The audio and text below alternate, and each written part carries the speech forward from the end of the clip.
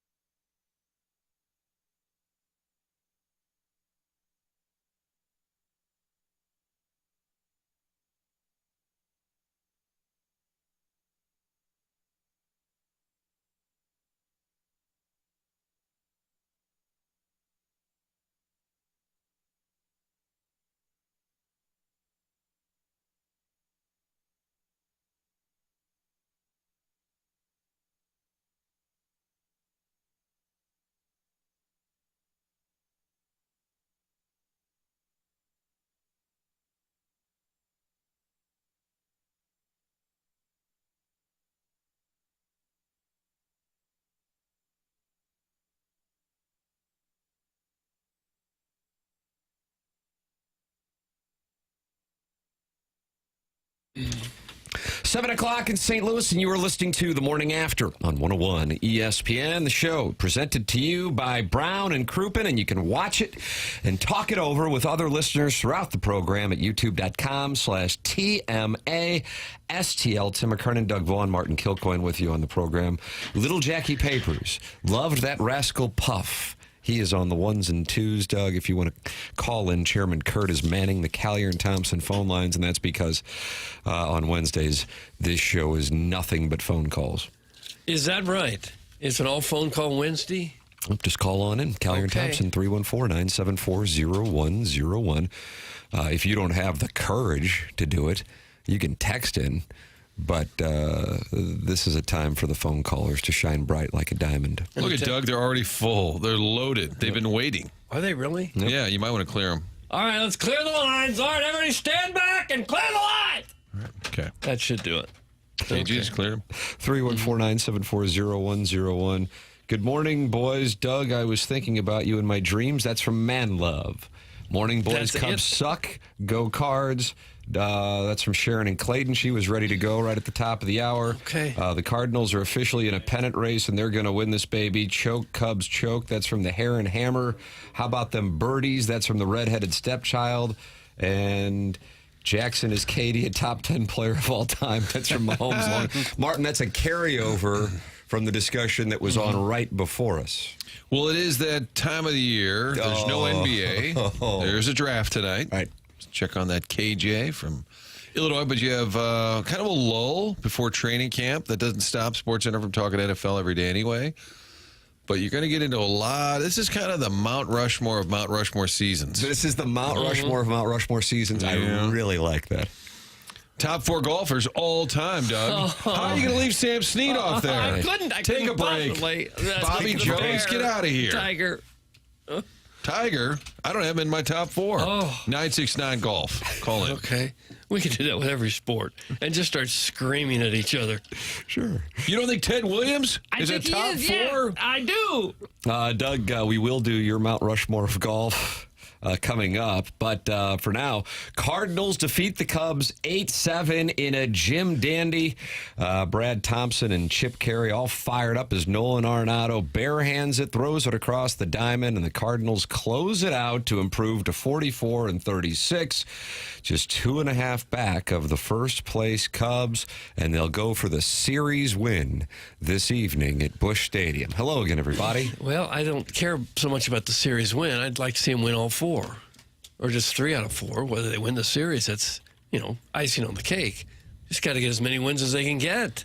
That was as entertaining as it gets. That was fun. There was a lot going on. And, Doug, forget the home runs. Just forget them. I don't want to. It's 9 in 4 games. Some great D. Okay. Some speed. And the game-winning run was scored on, Doug, do you call him PCA or do you call him Pete Crow Armstrong? I usually Pete Crow Armstrong. I don't know him well enough to say PCA. And I'm not that pressed for time that I can't say his name.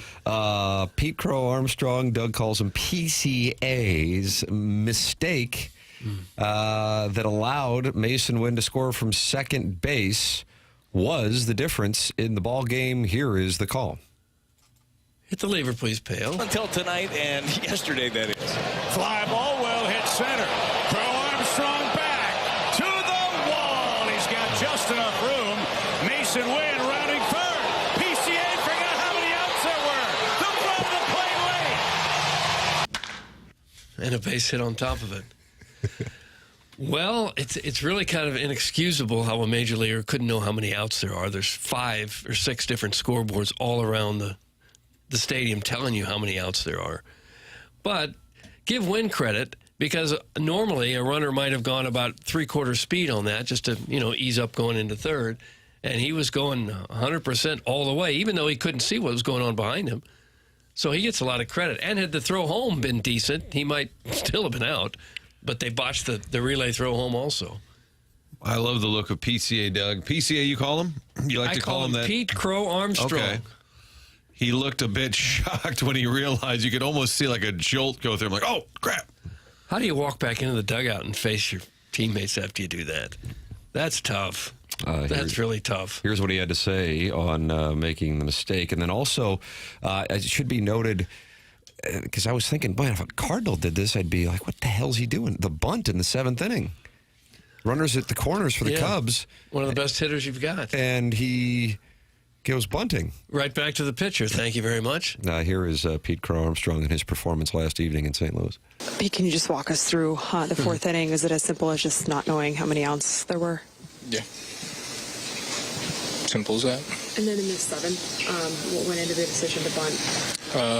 That was an attempt for a little push bunt, trying to bunt for a base hit. But I didn't do a good job of playing the game of baseball today, so. Does that need to be in communication with Tucker there, or is that just something? No, we give the outs every out, and I gave 2 outs, so can't really do much about that. So the center fielder even alerted everyone. 2 outs. Just kind of had a brain fart. Yeah, they're human, just like everybody I know, else. but I got to say, just seemed a little pissy there. Like, the question's coming. And just give a reasonable answer. The beginning there was just a little too pissy. Yeah. And I understand what do you want me to say is kind of what he's thinking. But just admit whatever. I don't know. I called 2 outs. I feel terrible about it. I just kind of spaced for a second, and it cost us, and I feel awful. Just give an honest answer. Sometimes those outfielders, as soon as they catch a ball, will turn and throw the ball into the stands. I wonder what would happen if you do that. It's happened. Would everybody get to come around to score? I think so.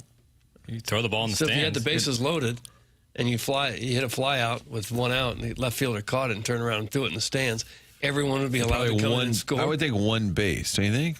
Don't they estimate where you were when the ball goes out of play? Let's say it's definitely happened before. I've seen that happened. Yeah. SEC umpire. Colin? 2 bases, all runners. 2 that what it bases. is? It's like an automatic double. Yeah. In one sense, I feel kind of bad for him because, he just... I did until I heard him talk. Yeah. Gosh. You don't really want to do interviews about it, and yet you know that you did it, and you had a brain cramp. It happens to everybody. And thankfully, it helped the Cardinals win a big game. Like that Mason win? He is scrappy? Or is he not? Donovan's scrappy. Who's scrappy, Doug? I don't know if they have enough guys that are short to be scrappy. Donovan's like 6 foot, 6'1". I don't know if that's short enough to be scrappy. Okay. That Mason win just... What's the cutoff for... It's usually about 5'10" or so. Brendan Bonnie, that boy is scrappy. See, there it is. It's official, Song Doug. says Might be he's nice if you official that apologize. he's scrappy. That Mason win, he's just... Mason win, this dude be that busted. 2-run home run was huge, too, because you felt like they could still come back. The numbers all said that they could tee up Jamison Tyon, and they did. You got it to 5-4. You're like, here we go. I heard Doug say it. I could hear him. Here we go. Here we go. Let's go. We're down 5-2. The Redbirds were. I'm thinking, this doesn't look like it's going to go well. But McGreevy didn't have his best stuff either. Doug, they're not happy? Oh, no. Hey, Piglet, you have given a handle to someone going by Man Blah. Did I hear that right? Please say that Diamond Head didn't hear that right. That's really not effing funny, dude. What the F is wrong with you? Checking out at 7:07, you despicable creeps. Okay, who Doug, is it? that's from Piglet. Piglet, you just got yourself suspended. Whoa. It's been a while. And because it was so out of line, I'm going to slap you with a 20% tariff. Wow. 20% tariff to Piglet. Being called despicable creeps, I would prefer that in an audio form so we could have a drop. I'm trying to follow it. You have given a handle to someone going by Man Blah. Did I hear that right? Please say that Diamond Head didn't hear that right. That's really not effing funny, dude. What the F is wrong with you? Checking out at 7:07, you despicable creeps. Doug, what is Man Blah? I think I got the legend. Any idea? I think I have. Okay, you can translate I think Man Love because this might be my favorite texter. Man Love texted about dreaming Man about... Love, that's right. Texted about dreaming about Doug, and then Piglet, who was not a fan of us reading that text. I think I've mishandled Piglet, and he's actually Diamond Head, so he's speaking in the third person. But you have also, a problem when a texter writes in about himself in third person. It just feels like Bob there's been Dole. problems ever since they shut down Malcolm Bliss. well, the 7 o'clock hour is brought to you by Peyote, so we will read all your texts. I think I've seen his work. I like to do a good text audit. You do. You really are enjoying this. I'm a big fan of body of work, Sure. and I don't think Piglet cares for Tim. And I think that Struck me as one of my guys. I think the fact that you read occasional naughty text triggers Diamond Head. Doug Diamond Head speaks about himself in third person. Oh, does he? Well, Doug Vaughn doesn't like that. I'm gaslighting you. Buzz is really horny this morning. That comes from Buzz. Now, why would we need to know that? And Man Love is delighted that he triggered Piglet, who does business as Diamond Head. Yeah. So that's on you, Papers. Sure. What does that I'll wear even it. mean? What is I thought Diamond? he was sideways with Kerry Davis, and Kerry Davis might have given him the name Piglet. I think that's the history. That's a I great. think that's the history because he was kind of on the radar a few months ago as being what we would call publicly a good one. Privately, we'll let the law know. And now we know to call him Diamond Head, and Jackson has issued an apology. Okay. Yeah. And Doug, you named somebody Man Blah. I didn't name anybody nothing. It was actually Man Love. I think, was the skipper there last night? I think he was. John Gruden's there tonight. John That's what I Gruden's know. Kyle Larson was there. What a night. Doug, they're all gathered at the ballpark to watch this squad. Cards, Cubs. I bet you get a bigger number tonight because people... 29,000 last night, Martin. I think people sitting around, even though it's brutally hot, I think if you're offered tickets a month ago, and tonight you say, I'd like to go down and see that. Cards Cubs, there's some good energy and some good ball. If you can't get into it at this point, after the way they've played here recently and beaten the Cubs twice in that exciting game last night, then you're probably not going to get into it at all. Because they look like a legit contender. Really do it. We're halfway through the season exactly tomorrow, I believe. After tonight's game, they will have played 81 games, sir. Yeah. How about Burley going into the net? He's had a pre-post TMA bump. Steven Matz may have had a reverse TMA bump, but that's okay. The play at the end of the game, I was We like, got the audio of it all. Didn't it look like trouble? I was like, oh, no. Spectacular play. Really great play. Take a Two listen. out. Little pop, foul ground, long run Burley. He's there. He's near the netting. He dives into the netting.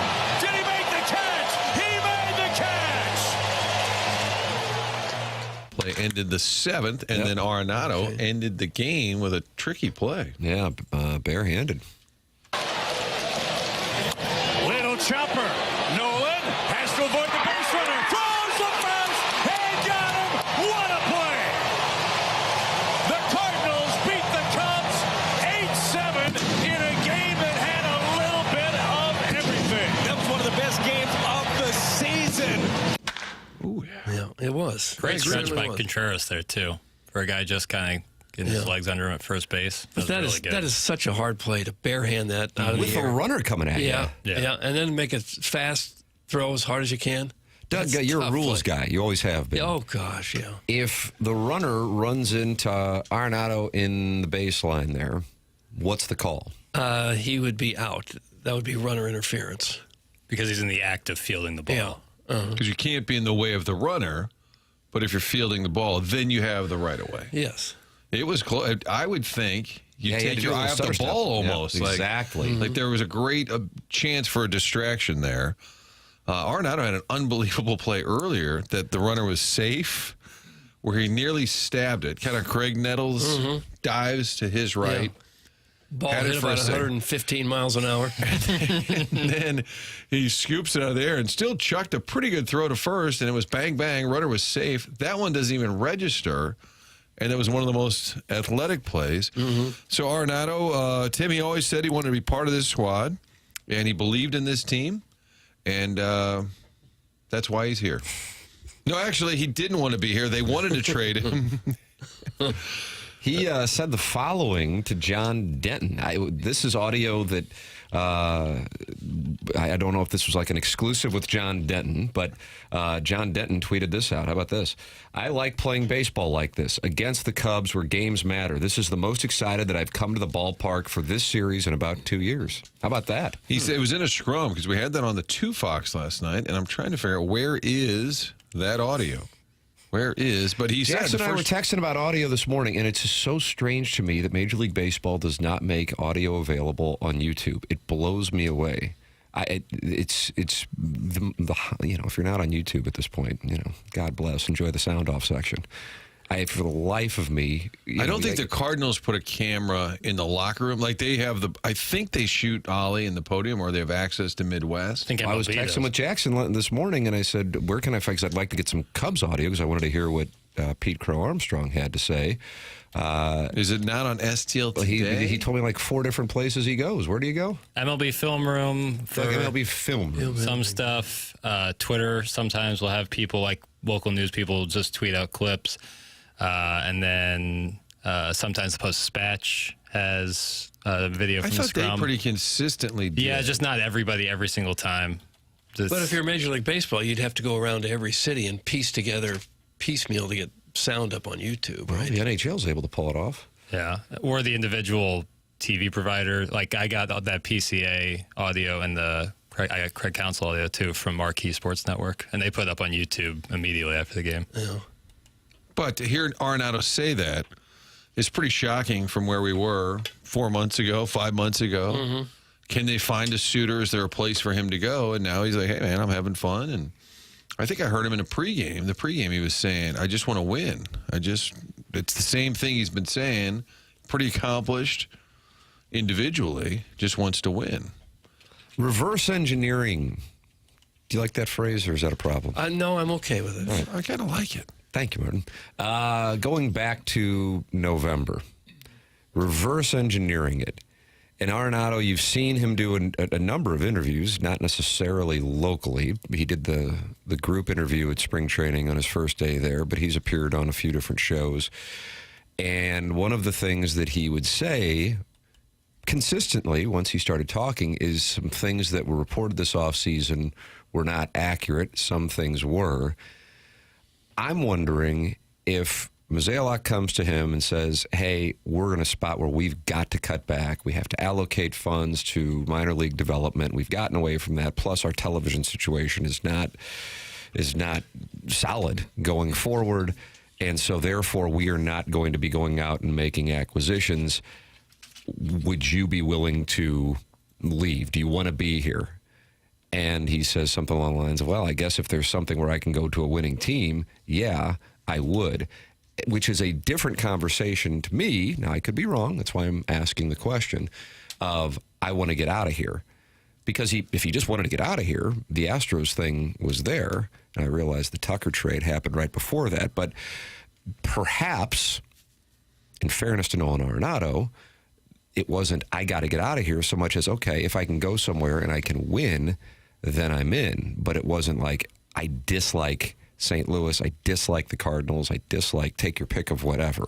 Do you see what I'm saying? And and when it gets into when this goes back to spring training, this isn't when the team is 2.5 games out of first place on June 25th.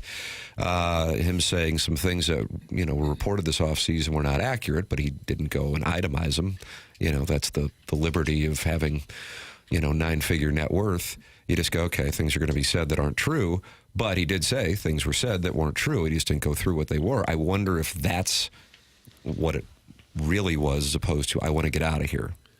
I think he's frustrated with the franchise. I think he thought he was coming to a team that competes at a high level every year, got here, and they've kind of been just okay. The thing that fans have complained about is what I think he was observing.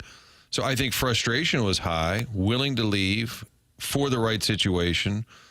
I think both sides, if they were sitting here with a lie detector, they both would say, we're better off. You want to leave. You're not that happy. We get it. You make a lot of money. We need to save some money. I think both sides would look each other in the eye and say, we're ready to move you. You don't really want to be here. And I don't think it was he hated it here. I think he was just frustrated that they weren't going to be in a position to go for it. And he's looking around. He's like, these are the freaking St. Louis Cardinals. What are we doing here? And I think a lot of fans would 100% agree with him. Now, he didn't have a good year. So maybe he didn't have the strength of position to kind of make some of those claims. As the open market dictated when nobody really wanted him. So I think they'd say, dude, you're not exactly producing at a high level, and you're getting paid at a really high level. So I think there was frustration on both sides. But obviously it wasn't irreconcilable differences. To me, that's the question. Is what DEFCON was it? It wasn't DEFCON 5, where they just hated each other considerably. But I think there was a little bit of tension there. And I mean, Mo even said the word, and then other media ripped it apart because I said awkward, and Mozeliak agreed. It is a little bit awkward because I think he said, we get it. You want out, no hard feelings. And then when it didn't happen, I do think it was a little awkward. Mozeliak said it was, and they hammered it out, and it's business. I mean, Mozeliak traded Chris Duncan, his dad Dave, and Tony were not fans of the move. So you do a lot of stuff that's a little uncomfortable. Mm-hmm. This one I don't think rates even at that level.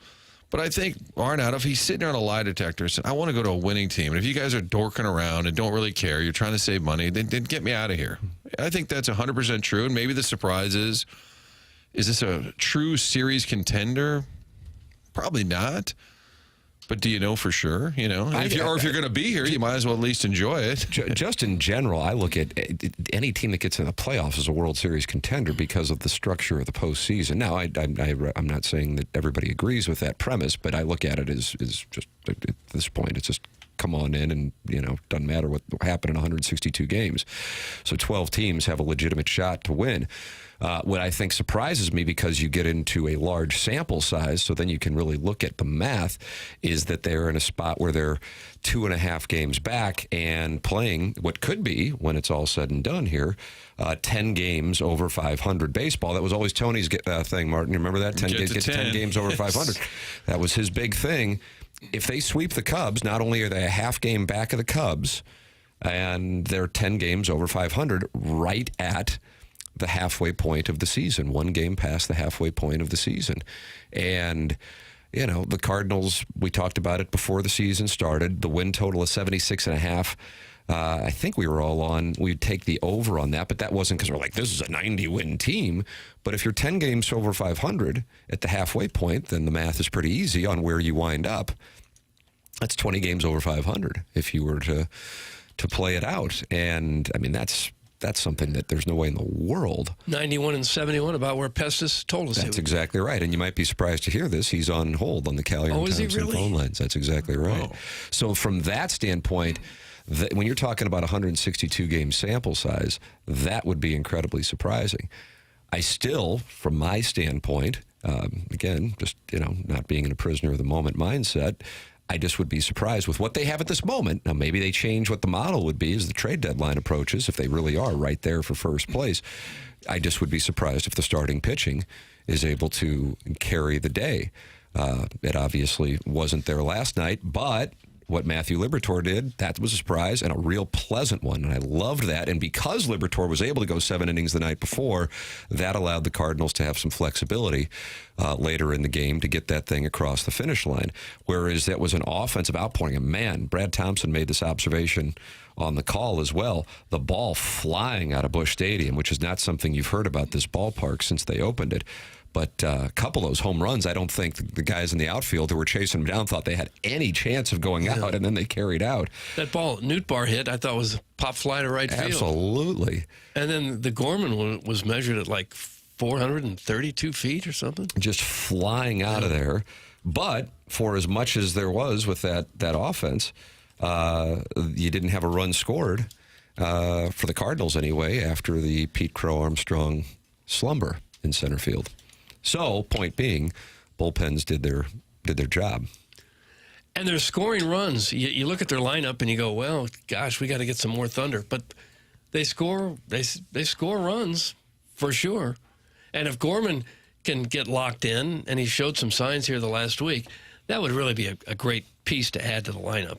If you had a power-hitting DH/second baseman, wherever he gets to play, that would really be a big lift. And if Herrera were healthy, I don't know if he'd be playing, but you need Gorman in there. I've been thinking that exact thing. When he went out on the IL before the Cincinnati series, is that right? If I'm not mistaken. Yeah, Friday. Okay. Sounds right. So 4 or 5 without one of, if not, your best offensive, you know, and keep in mind, I know they lost on Sunday. Doug, you were there. They were hitting the ball hard. It was just a case of sometimes you're going to hit it at people. That's the way the game works. Bad breaks. Last night, the Cardinals got some good breaks. You had Burleson flying into the net being one of the most outstanding ones, and then Pete Crow-Armstrong falling asleep in center field. But overall, the premise being the offense has not really regressed over those 5 games, despite the fact that one of their best offensive players has been out. But it's funny how it decides itself. Herrera gets injured, so Gorman's sort of in the lineup every day. Burleson has been unbelievably red hot, so he's going to play every day and right. So Walker just kind of sits a little bit. And it just works itself out. You're not going to sit Burleson, who's not known for his defense, but I think it was going into last year. They said how much he worked at it. That was a huge catch. The tying run is at second. And then it appeared he just got hooked into the net. His glove was something.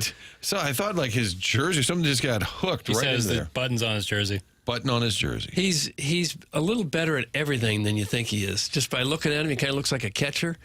But he runs a little better than you think he's going to. He's got a good throwing arm. And he's not a bad defensive outfielder, really. Kind of looks like the warm-up band for Zach Bryan out at the Hollywood Amphitheater, maybe. Yeah.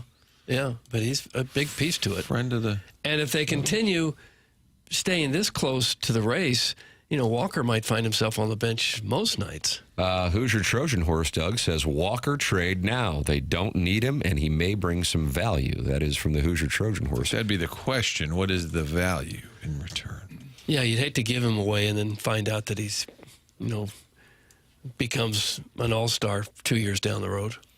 If you got something of real value, that'd be different, but you'd also be trading him at his low value right at the moment. If Gorman is hitting, Herrera is going to have to learn how to play the catcher position. That's from Ian LePerriere.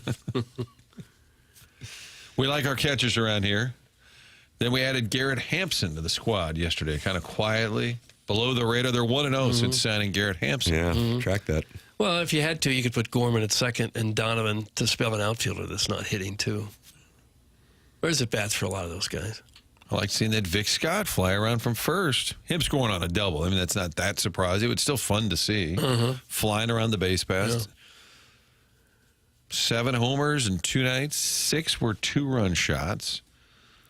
I think the Cubs are they're looking for a little pitching right now. I did appreciate the Cubs cleanup hitter laying down a bunt in a key situation. Right back to the pitch. He was bad at baseball. You know, Tim, sometimes during onboarding, we'll kind of all of us in the room review our day.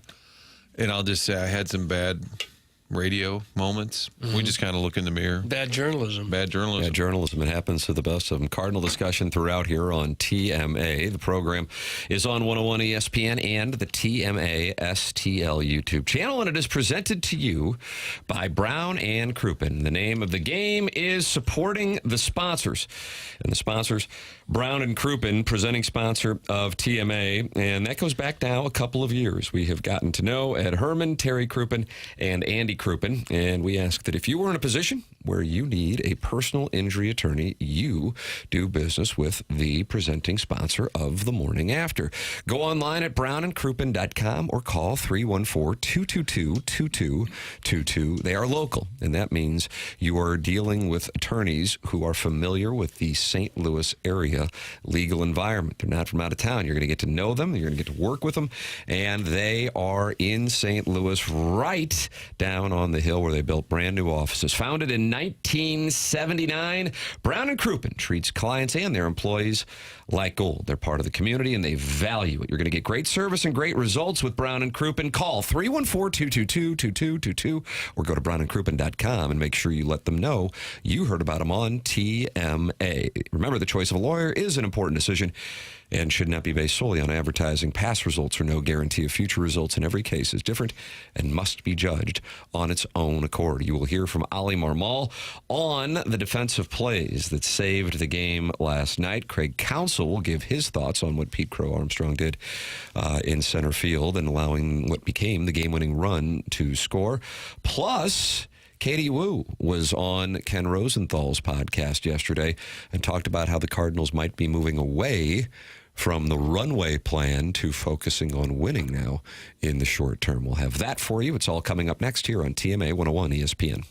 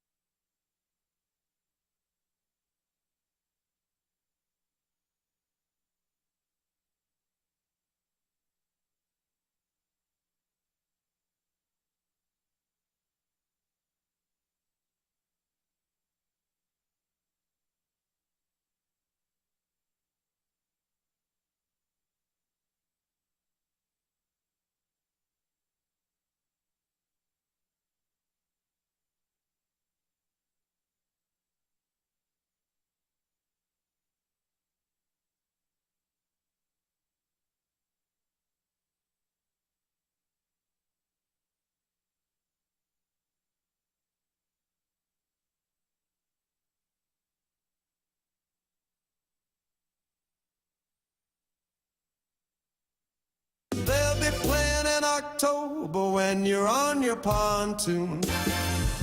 Hey, young gray. Oh, the young gray. Oh, yeah, boy. Hey, young gray. Doug, a big band got together and put together a tribute to the 2025 Youngry Birds following last night's win over the first place Chicago Cubs. Is that Jimmy or Tommy Dorsey? I can never tell which one. Could be Lawrence Welk. When this dude be bussin', opposing pitchers gonna have nothing. Jordan Walker finally coming round. Yeah. This man Chow could be Cooperstown bound. Brendan Donnie, that boy is This is AI Frank.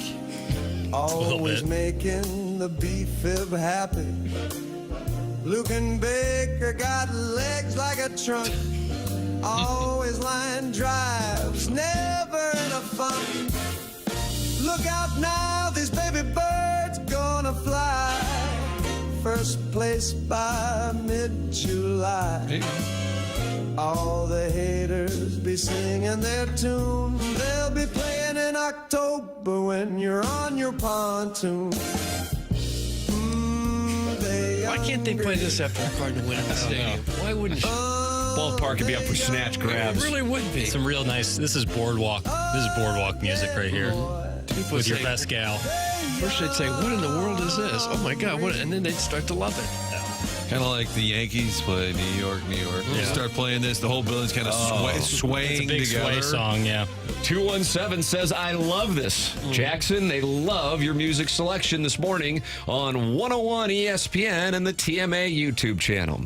Shout out to our loyal listener, Rogers in Hammertoe, who provides us with some lovely AI musical stylings. And this was just another one in the library. I picture this, I'm going to say gentlemen, just because the bulk of the listeners, I think, are male. I think it's safe to assume. Boy, Doug, that's not what the research shows. Right. This is 20-something females, Central Corridor, many with MBAs who listen to the program. Okay, well, we'll play some Katrina and the Waves in just a little bit. But in the meantime, I picture this guy as Bill in his cubicle. Yeah. And his boss is always coming by. Bill, did you get that paperwork done? He's got headphones. I'm sorry, what?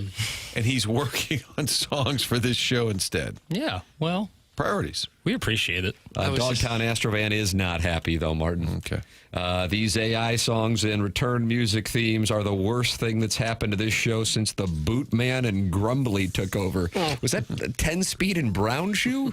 Bootman and Grumbly? I don't know who they are. I would like that person to send in what they would prefer. That's Dogtown Astrovan, who says, what happened to Ween Wednesday, ass? He is not I found that to be quite played out. Whoa! Papers!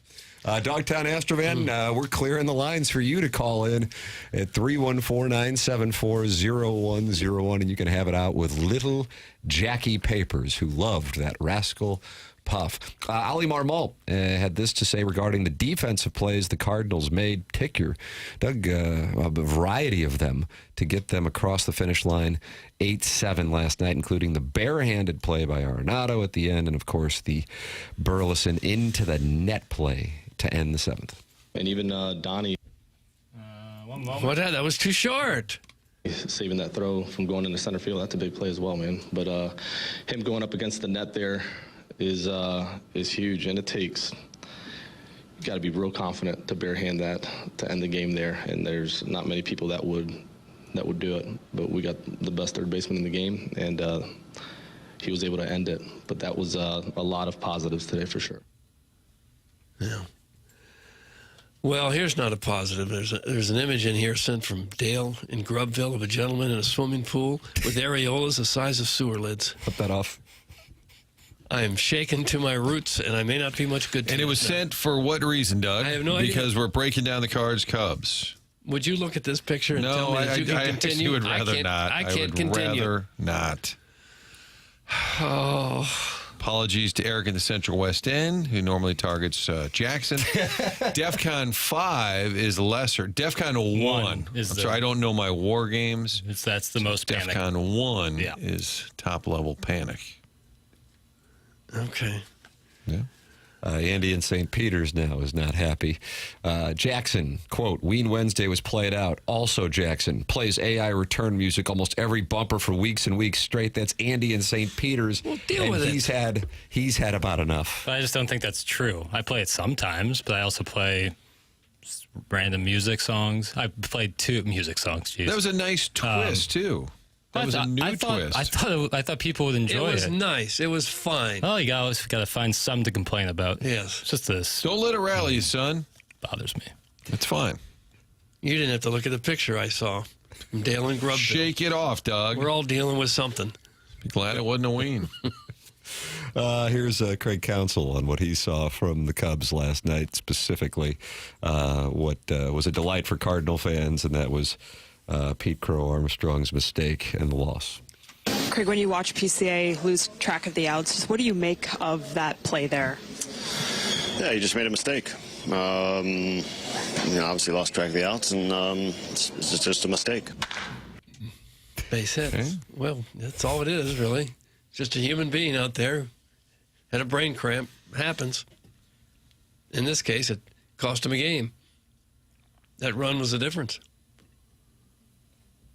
I think he was thinking about his blue hair, Doug, that he used to have, wondering if he should bring it back. Well, possibly. It was less blue, and it was like this blonde buzz cut with blue stars. But then, it was like a cookie cutter of some sort. He's having a heck of a year. He's outstanding. Top vote getter for National League All-Stars in the outfield. I like watching him play, even though he's a Cub. I just didn't enjoy his postgame. A little too snippy, son. A little snippy, son. You just got here, relax. I know you're a first-round pick, having a great year. Make a mistake, just eat it a little bit. Jackie boy, you're doing a great job. St. Peter's is the poverty area of Safe Charles. Andy can go play in traffic. That's from Gary Pinkel's cell phone etiquette. I mean, if there's a real uproar for Ween Wednesday, I'll give the people what they want. Uproar. I just like it, but it's how we. I call it retcon. Not something I invented, but you need to play that song every time comes back on every commercial. Like today, when we just would play, stick it to it. The last times we would play Ween Wednesday consistently, I mean, just overall, just like, oh, Ween Wednesday again, play it out, and then you just don't play it, and then it's like, oh my God, bring back Ween Wednesday, you moron! It's like don't let this gentleman break you, Jackie. I don't know what you consider a real uproar, but if you look out into the Hubbard parking lot, there's a guy with a giant boombox holding it up. Oh, like Cusack? Yeah. One of these days, Jackson is going to snap on these listeners, shackle them into some art house theater, and make them watch Wes Anderson movies for 24 hours straight, a Clockwork Orange style. That's from Carlos Spicy Wiener. Sounds kind of great. Jackson, are you taking questions? Not complaints. Not complaints. Always questions. taking questions and complaints. Okay, when Jamie Rivers named you Piddles, does anyone know? Yeah. I was there for the moment it happened. No, but do you know what it means? Do we know? I mean, obviously it's condescending. Some texter said I was piddling around or something, and I think Jamie caught wind of that and enjoyed it. And then we were at the Duck Room. That's right, Blueberry Hill. It was some having a little nip of the cooking sherry. Yeah, some sort of sales event, just kind of hanging out. Nice. It was a good time. And there was a bar, obviously, in the Duck Room, and I was going up to the bar and accidentally kind of ran into Jamie Rivers a little bit. Oh, boy. And he said, "Oh, excuse me, Piddles." And Tim heard that, and it was ball game. It took off. Yeah. That's all I needed to hear. Okay, well, I bring this up because I was reading an article this morning about what the bombers go through to drop those bombs. Like how long the 37-hour flight, 36-hour flights and stuff. And a colonel who had done it back in 2001 said, I can only speak from my experience, but here's what you do. And there's a really little cot area. Then there's a little bathroom area. And he said, oftentimes, though, you drink a lot of water because you dehydrate in those planes. So you have to keep drinking water, but you don't really want to have to go to the bathroom when you're up there in that situation. And he said, so we always had piddle packs. And I thought, what's a piddle pack? I like that. They said, it's a Ziploc bag that you urinate in, but it's filled with kitty litter. So that is a piddle pack. And then I thought of you, and I thought, well, what's the origin of piddle? So it could be worse. You could be called piddle pack. Yeah, boy. That's worse. I guess that makes sense to put kitty litter in there. Kitty litter in a Ziploc bag. For a smell? Tim, next drive down to Florida, if you want to speed things up with the boys, just pack some piddle packs. Hey, we ain't stopping. When they do have astronaut underwear. Yeah. Who was that crazy woman that had to drive from Texas to Florida to go kill her husband or something? Had to. Yeah. So she put on astronaut underwear so she wouldn't have to stop. I guess not realizing she'd have to stop for gas at some point. Right. But they caught her. No, I'm always a bottle guy on the road. Would the perverted 45-year-old men who have never had an honest job in their life lay off of Jackson? The music is fine. That's from the 618. I appreciate it. Doug, that sounds like a longtime 101 listener who has no love for the longtime TMA listener. It's like the Jets and the Sharks, the Bloods and the Crips, Doug. There is tension in the Air Comfort Service text inbox, 314-399-9646. That is how you can text in. Then you have the Collier and Thompson phone lines where Pestis and Festus is omnipresent, 314-974-0101. That is how you can call in. And, of course, you have the Michelob Ultra YouTube chat where 216 friends have gathered at youtube.com/TMASTL. And Iggy is making a request that Jackson play him and learn singing Stevie Nicks for the return music. Oh, try to find that file. Okay. Not really right at my Iggy ready. requesting something that is Iggy related. Okay, I'm going to write that down. Doug, that is what's going on in the communication of the program. And then, of course, you can email in for the Design Air Heating and Cooling email today, the morning after at InsideSTL.com. Design Air is online at DesignAirService.com. And, yes, we are still in the midst of an intense heat wave here in the St. Louis metropolitan area. Highs today, well, Doug, I'm looking at 93. Okay. 92 tomorrow for the Busman special. Then we get a little cooler temperatures starting on Friday with a storm front moving through. But if you're dealing with air conditioning issues, it's really simple. You go to DesignAirService.com, and Seth Goldcamp's team will be out quick, fast, and in a hurry. No upselling. Martin's a client. Doug's a client. I'm a client. They're the longest-running sponsor on TMA and sponsor of our email today, which comes your way on the Stiefel dossier every day at 10:45. I know Seth, like and respect the way he operates, and really have become a fan of Design Air Heating and Cooling over the years. Online at DesignAirService.com. That's Design Air Heating and Cooling, online at DesignAirService.com. And as you can imagine, super busy right now with people running into issues with their air conditioning. But I received this email yesterday. Tim, I've been listening to the show on and off for 20 years. Adam from Design Air just came out to look at our AC unit. He was very helpful and got us up and running again. They were very easy to work with. They were able to come out sooner than the appointment time, so that was much appreciated. I didn't have a chance to tell anyone over there that I heard about them from TMA, so I figured I would share this with you to pass along to their team. Thanks again, Tim. That's from Tim. And he hashtags it supporting the sponsors. That's the name of the game. Design Air, longest running sponsor on TMA. It is 7:48 in St. Louis. Time check brought to you by Clarkson Jewelers. Cardinals coming off a Jim Dandy that moves them to within 2.5 games of first place, tied with the Brewers, 2.5 back of the Cubs. And Doug a chance to win the series tonight and really send a message around baseball. Yeah, it would start to get really exciting if they could win this one. Heaven forbid the one after that, too. That would really be something. It's important that they get one of the two so that they can make up some ground in this series. Well, they win the series. Yeah, they got to win at least one of these two. Yes. Not to win the series, but just because if they lose both, then they give back all the ground they just I like gained. when Doug talks about a series and the importance of a series. Tim Piddlepax has found the Arenado audio. Piddlepax now. This is Nolan Arenado following the Cardinal win last night.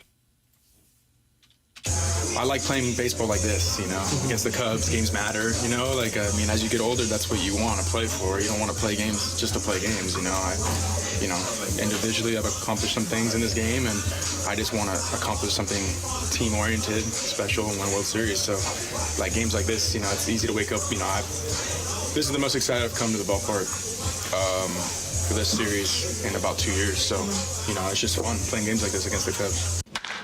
There you go. Base hit. Yeah, that really was a heck of a play to end the game. But overall, There's I not many think who that the could have done tone is the thing that stands out to me from that. Enjoying being here. Yeah, first time in a couple of years. This specific series, he's not saying he didn't enjoy being here 2 years, but to come to the ballpark as you get older, having a chance to win. Love hearing it. Yeah. Oh, yeah. Yeah. Well, and you never know with a season where it's going to go, what twist it'll take, who's going to emerge, and the fact that he wasn't supposed to be here by everyone's sort of agreement. He's here, making some big plays, teams rallying. It's great. Yeah, it's fun. Enjoy it. Doug, enjoy. Why are you complaining? Enjoy I'm not complaining. I'm enjoying it. Okay. They are complaining, though, in the Air Comfort Service text inbox. The only thing worse than people texting in wanting to suckle upon Tim's teat is people texting in wanting to suckle upon Jackson's teat. Doug, that's from the 314. And a number of listeners texting in that they noticed Little Boozy's Wipe Me Down in the background 100%. of that soundbite. Yeah, that's absolutely Wipe Me Down, which was then sampled by Glorilla. When Doug, she did. do you remember when Glorilla sampled? No, I didn't. What you know about me? It's her version. But yeah, that's Wipe Me Down Sounds like for sure. very sophisticated music. It's victory music is what I call it. Yep. Are you wearing the Blues new logo? That's right. Look at that. Yeah. Sharp look. It is sharp. I was going to wear my Cardinal cap on top of it, double up on my STL cursive logos, but I figured that would be redundant. Look at you holding rights. Like that. Slowly but surely. I almost did it a couple of years ago. That yeah, you did. That reminds me, we had a Doug calls it a Gallup poll, Martin. I don't, because it has to be run by the George Gallup organization. When we send out the question via the Twitter tweets, do you like the new St. Louis Blues uniform? 772 votes. This is via the TMASTL account on Twitter. 90.3% yes. I wonder when the last time an organization put out new uniforms and got 90% approval rating. You can't get 90% of people to agree that today's Wednesday, much less to agree on anything that could possibly upset the apple cart. Especially in, don't get me wrong, St. Louis usually really on board with change. But, you're changing uniforms and a logo for the St. Louis Blues. That's pretty significant. And one of my favorite things we heard yesterday was that Tom Stillman said, does it look tough enough? Yeah. I love the fact the owner's thinking about that. You can tell he's a hockey guy. I saw some online people that didn't like it or it looks terrible, awful. They spent all this time and this is it. There are some who don't like it, but on the whole, people seem to just really love it. Yeah. Well, we've seen a similar look with an alternate jersey. Everybody seemed to love it when they wore them then, so I would think that they would like it if they're going to go to them more on a full-time basis. I'll text in to suckle upon Tim's teat all I want to, GTFO. Doug, that's from the Baldwin Beer Bitch. And I think it was a year ago that she won the Listener of the Month. Was that August of 2024? I don't know the month. That was August, I would say. I think. Why are there so many teats around here? Flip that off. It matters. That's what I heard Arenado when he was talking about games that matter. All I could hear was Frank telling. I felt like he was down there interviewing him and said, Nolan, do these games matter? Because it matters. It matters. Okay, it does, yes. Doug, do you think the City game tonight will affect the Cardinal attendance? Great question. Could possibly. Oh, baby! I think the City crowd is pretty much all season tickets, though, isn't it? Kind of a diehard base there. Yeah. Yeah. So those are people that would probably go there regardless of what else was going on. Tim, how about our guy, Eddie McVeigh, proprietor of Maggie O's? Perhaps one of my favorite people in the entire world, Eddie McVeigh. Yeah. He's now on the police board. I saw that. Yeah. I texted him about that. I'm like, not only does he book Dwight Gooden on this show and runs a couple of bar and grill, he's now on the police commission. He was wearing a suit and tie. How about that? I didn't know he owned one. Yeah, you think it was a rental? Well, I know the tie was a clip-on. But I didn't see that coming, but he's made you think a great about impression on a lot of people. Well, and in all seriousness, I mean, you run a business, and you're there at night, you're downtown. I would say he's probably qualified to at least chime in on some of the policing needs. But yeah, City it's Orlando City SC. That's right. Exact same nickname, but it's Orlando. They're in town, Doug. The Cards and Cubs. Hello again, everybody. Can I get you to 32 tonight? for the Cards. I'll get you to 19-ish. I think we're going to get you about 50 downtown. Maybe. City not selling out anymore? I think they've been a little shy. Have they? Well, the last game was a sellout. I should take that back. So okay. Newsflash, Doug. It's Thursday. That's from Sean Mandrell in the Michelob Ultra YouTube chat. I told you they couldn't agree on Wednesday. Sean Mandrell not happy. Well, it's Thursday somewhere. Maybe New Zealand? Yeah. Think about it. I don't know if it's that Thursday yet. Cuts it back toward the middle. Oh! City leads! Oh, isn't this wonderful?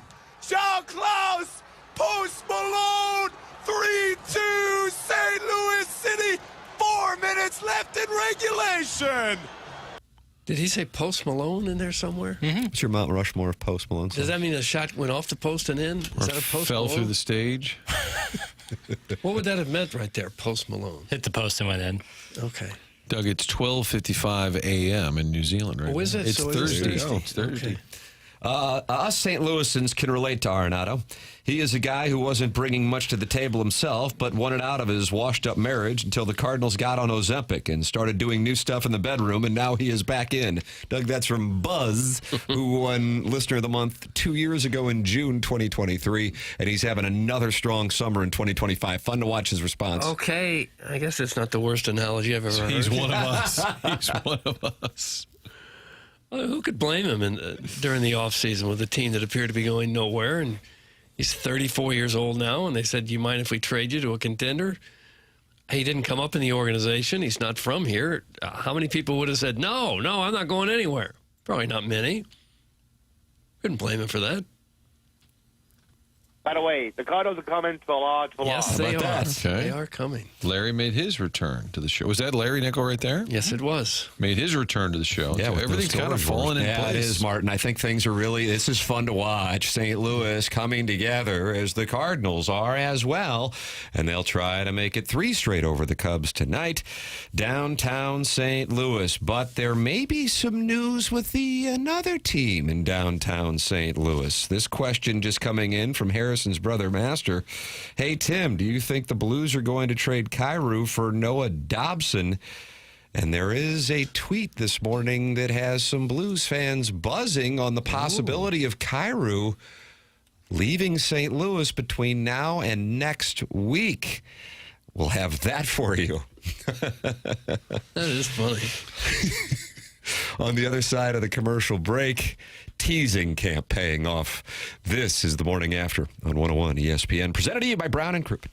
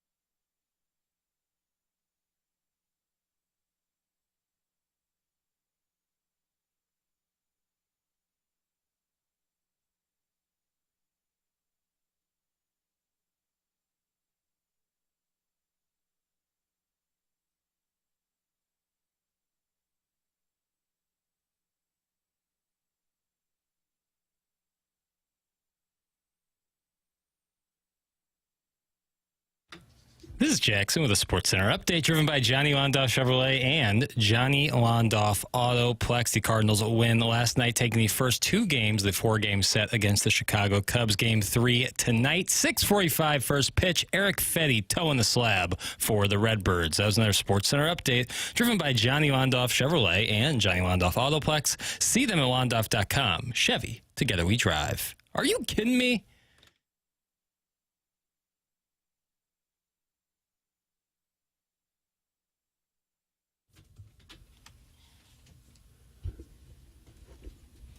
Jackson said he was going to give the people what he wanted. You've given up on the Cardinal songs? We got a new one. No, we do not. But today would have been George Michael's birthday. You ever danced to this, Doug? Careless Whisper? Dance to it? I can't say that I did. I don't do a lot of dancing, not as much as I probably should. Yeah. I deep tease this here. And here we go. Per Frank Saravelli, Doug. Frank Saravelli is who now? Nice show prep ass. Oh. His Twitter tweets bio is the following. Mm-hmm. Hockey insider, president of hockey content at the Daily Faceoff. Oh, of course, sure. Who's the vice president of Daily Content? Gersh. Okay.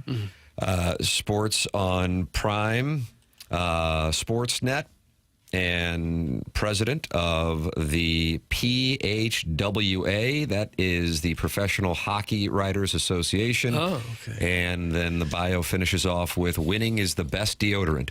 Mm-hmm. Gosh. I think that's pretty accurate, actually. And this is what he just sent out on the Twitter tweets. St. Louis Blues winger Jordan Kyrou rockets up the trade targets board. And he has shot up to number 2 on his trade targets board, just posted this morning. Saravelli writing, and this is where the rubber meets the road on the way to round 1 of the NHL draft on Friday night. Months of preparation and endless hours of calls come down to the next few days, the biggest window on the hockey calendar to reshape a roster. The foundation for most of the transactions you see this week would have been laid over the last few months, some emanating even before the March trade deadline. Now it's just about executing. Here are 40 names in play on the trade market, including 5 new ones, with St. Louis Blues winger Jordan Kyrou rocketing toward the top of the board. Matter of fact, he has him at number 2 out of the 40 names. This is what he writes this morning. Scoop. Kyrou joins the board as a player just days away from his full no-trade clause kicking in on July 1st. He's been a very productive player, averaging 35 goals and 71 points over the last 3 seasons. So why would the Blues move him? That's a big commitment rating. Plus, the calculus that rival teams have made is that Doug Armstrong will see Jimmy Snuggerud as a player who can effectively soon replace Kyrou. The Blues are a middling team that are not young, and this may be one way to continue to turn over the roster. That is from dailyfaceoff.com. The author, Frank Saravelli, just posted this morning. Jordan Kyrou now rocketing up his trade board with 6 days remaining before Kyrou's no-trade clause kicks in. And that Frank Saravelli, he is NHL insider guy. But I think what's fascinating, we talked about Heim and Mozeliak. Who's calling the shots? Because moving forward, this is Heim's team. Right now, Mo is calling all the shots, but a lot of decisions, like Helsley, affect what you do moving forward. What's Alexander Steen's role right now with Doug Armstrong? And if Steen's taken over, and I'm saying this hypothetically, I'm not saying this is what he believes, but if Steen were not a big Kyrou guy, then he would probably say to Army, hey, I think moving forward, we need to look into trading him. Again, hypothetically. Does Army make that move because it's what Steen wants, or does he stay the course of what he believes? Are they on the same page? I think Kyrou is at least in the discussion right now. I think this is accurate that they're at least open to it in terms of trading him. But I don't know that it'll happen, but I would not rule that out because the clock is ticking with that no trade. But don't you think that's fascinating? You have the same scenario with the Cardinals and Blues. One guy's waiting in the wings. I think the Steen-Armstrong baton is a lot more in lockstep than like Chaim and Mo. I think they're kind of operating independently, mostly, cordial, but kind of doing their own thing, whereas Steen and Army are together at all times. But if Steen's saying, hey, I'm going to be the GM here moving forward, I want to move this guy, how does that play out if Armstrong says, I disagree from, a goal-scoring standpoint? But I think it's definitely a possibility. And Army always finds a way to kind of shake it up a little bit or move somebody. Now, the problem is Kyrou's a really good goal scorer, and you need that all year. Is he a great playoff-type player? You did hear Armstrong on Monday say, look at the like what they do, and he says they're built to win, and they talk about that grit. And, it's just not Kyrou's game, so I think it's very much in conversation right now. Yeah. The Blues, throughout their history, have never been shy about making trades. Yeah. Yeah, and if they want to get big names too. Yeah, if they want to become grittier and have more two-way players, I call them 200-foot players. Oh yeah, like that. Then it might make sense to move on from a gifted goal scorer like Kyrou to try to get somebody who plays a little more of a two-way game, because of Snuggerud and possibly Dvorsky could possibly step up and fill the void of Kyrou leaving, the goal-scoring void that would create. It's risky. Yeah, it is, because 30-goal scorers don't grow on trees. Steen despises the way Kyrou plays. That's from Harrison's brother Master. I don't know what his source is, but that is Harrison's brother Master, who for a number of years has been texting into this program wanting to see Jordan Kyrou out the door. Well, Steen was certainly a different type of player. He was a grittier, more physical player than Kyrou. Hey, Marty, chill the F out. He is still learning. Tim, does that mean Steen's still learning as an assistant GM? Kyrou's still learning as a player? I think he's talking Kyrou. Okay. He just means you Chaim need to is chill out. He clearly wants me to chill the F out, but he is still learning. I guess he means Kyrou. Okay. Goals win games. Don't trade him. He was really good last year. That's from Pele Blanco. Kyrou has changed his game to play a two-way game. Everybody bragged about it last year, including Armstrong. I think it's just more of the no trade clause. That's from the 870. Do you agree that it makes sense to at least consider it? Can we agree that it makes sense to at least consider it?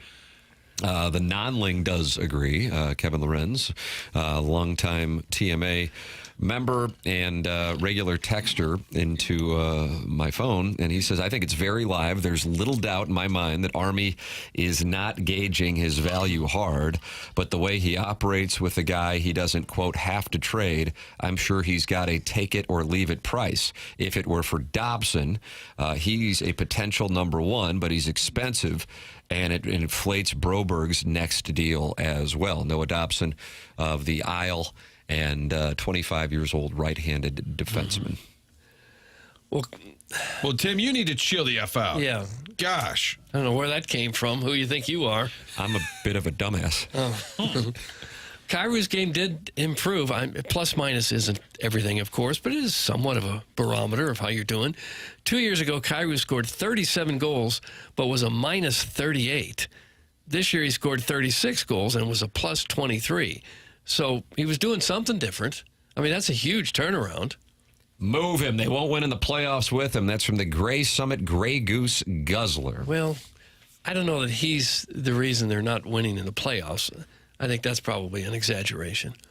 Doug, this one might be for you. Does anyone know how long in feet Noah Dobson's game is? That's from Nordique, a hockey elephant. I think it's about 197, 198 feet. Is that enough? The guy had 70 assists last year as a defenseman. Not this year. He had 39. His game regressed. He's learning, Doug. 70 assists for a defenseman is wild. Take your shirt off. What about that? I don't think that's going to be necessary. Has anyone ever seen Jordan Kyrou go below the goal line or win a board battle? I don't believe I ever have. That's from Harrison's brother Master. Okay, calm down. And what if that's not his game? You accept who he is. If a guy can score in the 30 goals for you, then he's certainly got a spot on every team. Anyone would love to have Jason Kyrou. Is he the best two-way player in the league? Obviously not, but he is an extremely valuable piece to have. I would if I said this after the show. This was at 11 o'clock, Martin. I know you were in onboarding. Was anybody in here when I said? Who was in here when I said it? Jackson, was I talking to you? Was this on the air? Oh, yes. Or in This is right afterwards. Right after the program. And I don't know how it came up, but I said I would bet if I could that they're going to trade Kyrou, but I wouldn't bet it on even money. I would like 3-1 on it. So essentially, what I'm saying is, I would take my probability on them trading Kyrou is greater than 33%, which would make the bet the right play. But again, that doesn't mean that I think that they will. It's just something that I think has kind of been flying under the radar. Doug Armstrong was asked point blank about the no trade clause deadline of July 1st, and that's not just for Kyrou, it's also for Thomas, but Kyrou's the one that's certainly getting more attention, but it hasn't gotten that much attention publicly. And my read on his answer was it was I guess he was circumventing the question because if you know you're not trading him, I don't think you answer the question the way that he did. So, but if he's in the mindset, okay, like Kevin Lorenz texted me that he's not going to trade him unless he gets exactly what he wants. Let's take us back to the 2024 deadline with Pavel Buchnevich. Then that doesn't mean that he is in the mindset that he has to trade him. But if you want to talk about freeing up some money to make an acquisition, that would be where you go. And if there is sentiment inside the front office that he is not going to be a guy who can get you there in the postseason, then this is the final week to do it. The no trade clause kicks in on July 1st. And to me, the fact that Cervelli is writing this, that he shot up the trade board from being off the radar to now number 2 on the trade deadline or the trade board, speaks volumes that somebody who the Blues have been talking with let them know that the Blues are looking to move Kyrou, or at the very least open to it. So I think that is of note. And it does not surprise me, and I also think it is the right thing to do. So... Yeah, and the insiders talk to agents. Sometimes agents will fan the flames just for their player, but a lot of the times the insider's talking to somebody in a front office. So it could be a team, could be Columbus, could be the Islanders, and Cervelli talks to them, and they said, oh, yeah, we just got off the phone, and they're willing to trade him. We're not interested. Or all it tell you can't keep everything under wraps, because if Steen or Army makes one call to one team and somebody with that team leaks it, then that's how that board that he shoots up on the board is based, I'm sure, on some of the intel from around the league. So I'm sure it's being discussed. Will it happen? What'd you say, Tim? 33% chance. If I were getting 3-1 on my money, I'd be betting it, Martin. And I would. And now at this point, I would take less. But yesterday at 11 o'clock, I said I'd take 3-1 if I could get it. I'm going to go 25%. I didn't feel like it was getting that much attention, and then I watched the Armstrong presser a couple days ago, and I think JR was the one who asked him about the July 1st no trade clause kicking in, and I'm just like, watch this, Doug. I see. I'll be honest with you. I've got 10-8. It's suited. I'm going to play that in position, see what I can do. You can. Feel free. Thank you. I also like Armstrong. They were talking about Joel Hofer, who is a restricted free agent. And I said to him, do you think any team will try and stick it to you? Because of he said, well, they do. It'd be dumb. Basically, you're going to overpay for a guy. And he basically said, nobody's getting Hofer. And he said, if you offer him crazy money, we get a first-round pick. You're not going to offer him crazy money. He basically said, there's no scenario where we'll lose Hofer. And he said, sorry. That's just how it is. And that's their one restricted, where if somebody wanted to steal their goalie. But I also don't think teams necessarily see Hofer as a 1 yet. So they're not going to spend that kind of money. Probably not teams that he just gives you some really candid answers. I like. Yeah, I do. I enjoy. He goes, "That's my shot across the bow." But see, that's my reasoning for why I think the Kyrou thing is live. And he is in a position of confidence on a move. He speaks that bluntly, and when he is operating perhaps on a potential large move that he wants to have fly under the radar, he answers a little more vague with the Quinn Snyder school of answers. And I understand it. I'm not chastising it. It's just when you've interviewed a guy a number of times and you recognize the baseline behavior, that's why that stood out to me. It's going to take more than Kyrou to get Dobson. Kyrou's best value to the team is cost certainty for his production with a rising cap. Dobson is immediately the best young defenseman that the Blues have had since Pietrangelo, something the Blues have desperately missed. That's from Kevin's brother, Jack, and then his last name is Demoff. Okay. But not related to Jared Goff's brother. Those are different. They're different people. They're different people. And he's a restricted free agent, too, right now, Dobson. A couple of great texts coming in. Tim is right, per usual. That's from Harrison's brother, Master. Doug's shower squeegee says, excellent use of circumventing, Tim. Low-key, one of the top words in the English language. That's from Doug's shower squeegee. Are we giving out texts of the day? Because maybe we can give out don't two give it that one, no. Maybe we could give out two right there? You got a gift card. $5.90. $5.90 in your pocket. That's what Jennings used to do. Give out $5.90 of his own money. Napoli would lose a lot of business with that trade. This area can't lose another great business. Keep him around. That's from the self-made stay-at-home Laduma. No, why would Napoli lose business? I don't know if he's a patron. I think they're doing just fine, Doug. I do too. I think they'd be able to they're carry on beyond all over the St. Louis area. You can give your thoughts, 314-399-9646, Air Comfort Service text inbox. Call in. Pestis from Festus. He is omnipresent on the Callier and Thompson phone lines. Chairman, I know you were high on a gentleman by the name of Mark. Is he still there? He's hanging. Oh, is he? Yeah. Mark. All right, Doug. Mark is on the Callier and Thompson phone lines. Mark, you're on 101 ESPN with Little Jackie Papers. Yeah.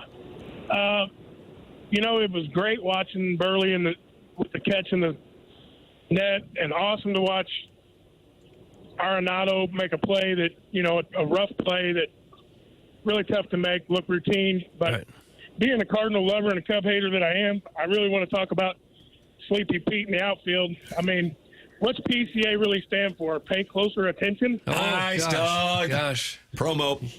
You're ready with that one, weren't you? I like that. How long have you been sitting on that? Is that it? No, it's fun. It's fun for a summer that we didn't think was going to be.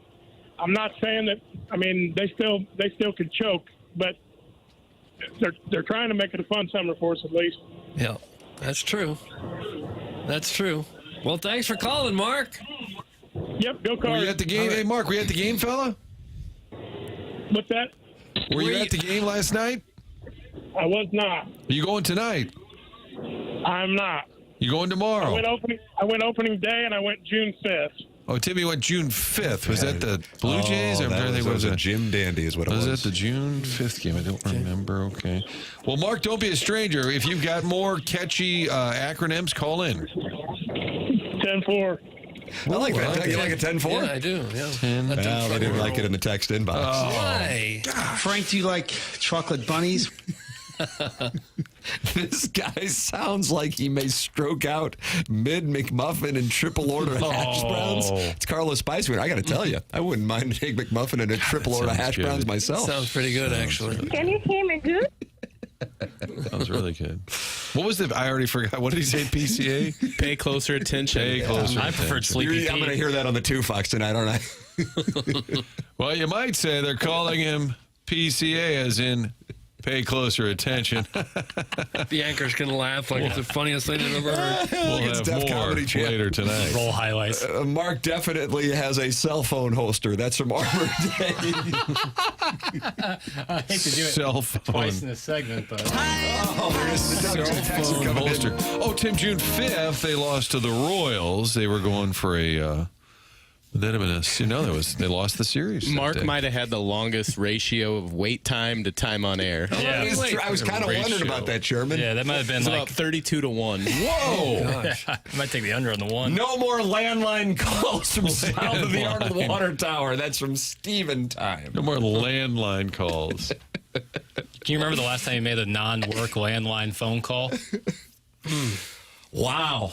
Whenever I don't put the man to the test. Whenever you have a guest and it's awkward, you say, "Do you have a landline?" Like, I'm sorry. We'll call you on your landline. Do you prefer that? Oh yeah, connection's better. connectivity. How many great interviews go sideways? You're like, oh. Right. Guys, Mark definitely has iron covers as well. That's from Harrison's brother, I Master. don't like iron covers. That's too much work. I'm glad this show has more listeners now, but the amount of Hoosiers in the St. Louis area is really alarming. That's from the Crestwood Coyote and Doug. He is the brother of Eric in the Central West End, and their father used to play Native American ball with, and Jackson is attracted to Eric, but not We call it attractive. Indian ball. No, he's attractive, but you're not attracted to him. Bingo, Tim. Oh, okay. One infielder, one outfielder. You lob the ball to your teammate, he hits it. Cark ball bat? Cark ball bat? No, any kind of bat you want to use. Broomstick, eh? What's a cork ball bat? Oh, wow. How things in Ladue. Sorry, I didn't grow up in 1920s Brooklyn. Now, you weren't from the Bowery? Cork ball. You didn't play ball with DiMaggio on his walk home from I Yankee Stadium? had a yellow wiffle ball bat. Cork ball It's a longer, much thinner bat. Okay, so kind of Made of wood. like a broomstick handle. Kind of. Okay. But it's legitimately made for cork ball. Probably seems like it'd be tough to get a lot of oomph behind it, right? The barrel is not much. Not big sweet spot. I think you're using a wiffle ball? No, a cork ball. Okay. What's a cork ball? Oh, come on, Man, son. this guy hates South St. Louis.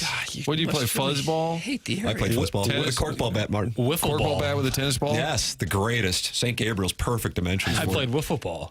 I With didn't a play wiffle with the ball. Little Rascals. The Little Rascals. I stand with Mark. You put in your time. You give us 32 minutes. We'll give you 32 seconds. There you That's go. kind of That's our the trade. ratio. That's what we'll trade off. You're welcome to participate, just like Mark did. You see how well received it is when you do. 314-974-0101. Callier and Thompson phone lines, 314-399-9646. Air Comfort Service text line. And then you got the Michelob Ultra YouTube chat. That's youtube.com/TMASTL. 229 friends gathered in there talking it over. The program's called TMA. It's presented by Brown & Crouppen on 101 ESPN.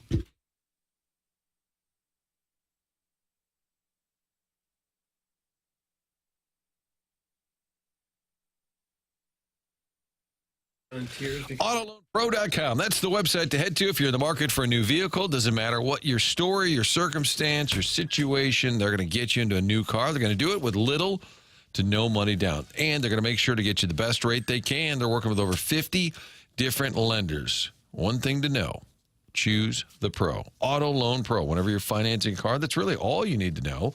AutoLoanPro.com. That's the website where you can pick out your vehicle, get the best rate possible. And again, doesn't matter what your story situation is. And while you're there, learn about the credit system. There's a free playbook they put together. You can download that. It's going to help you buy this car, but also the next one, the one after that, how you get a different car next time around.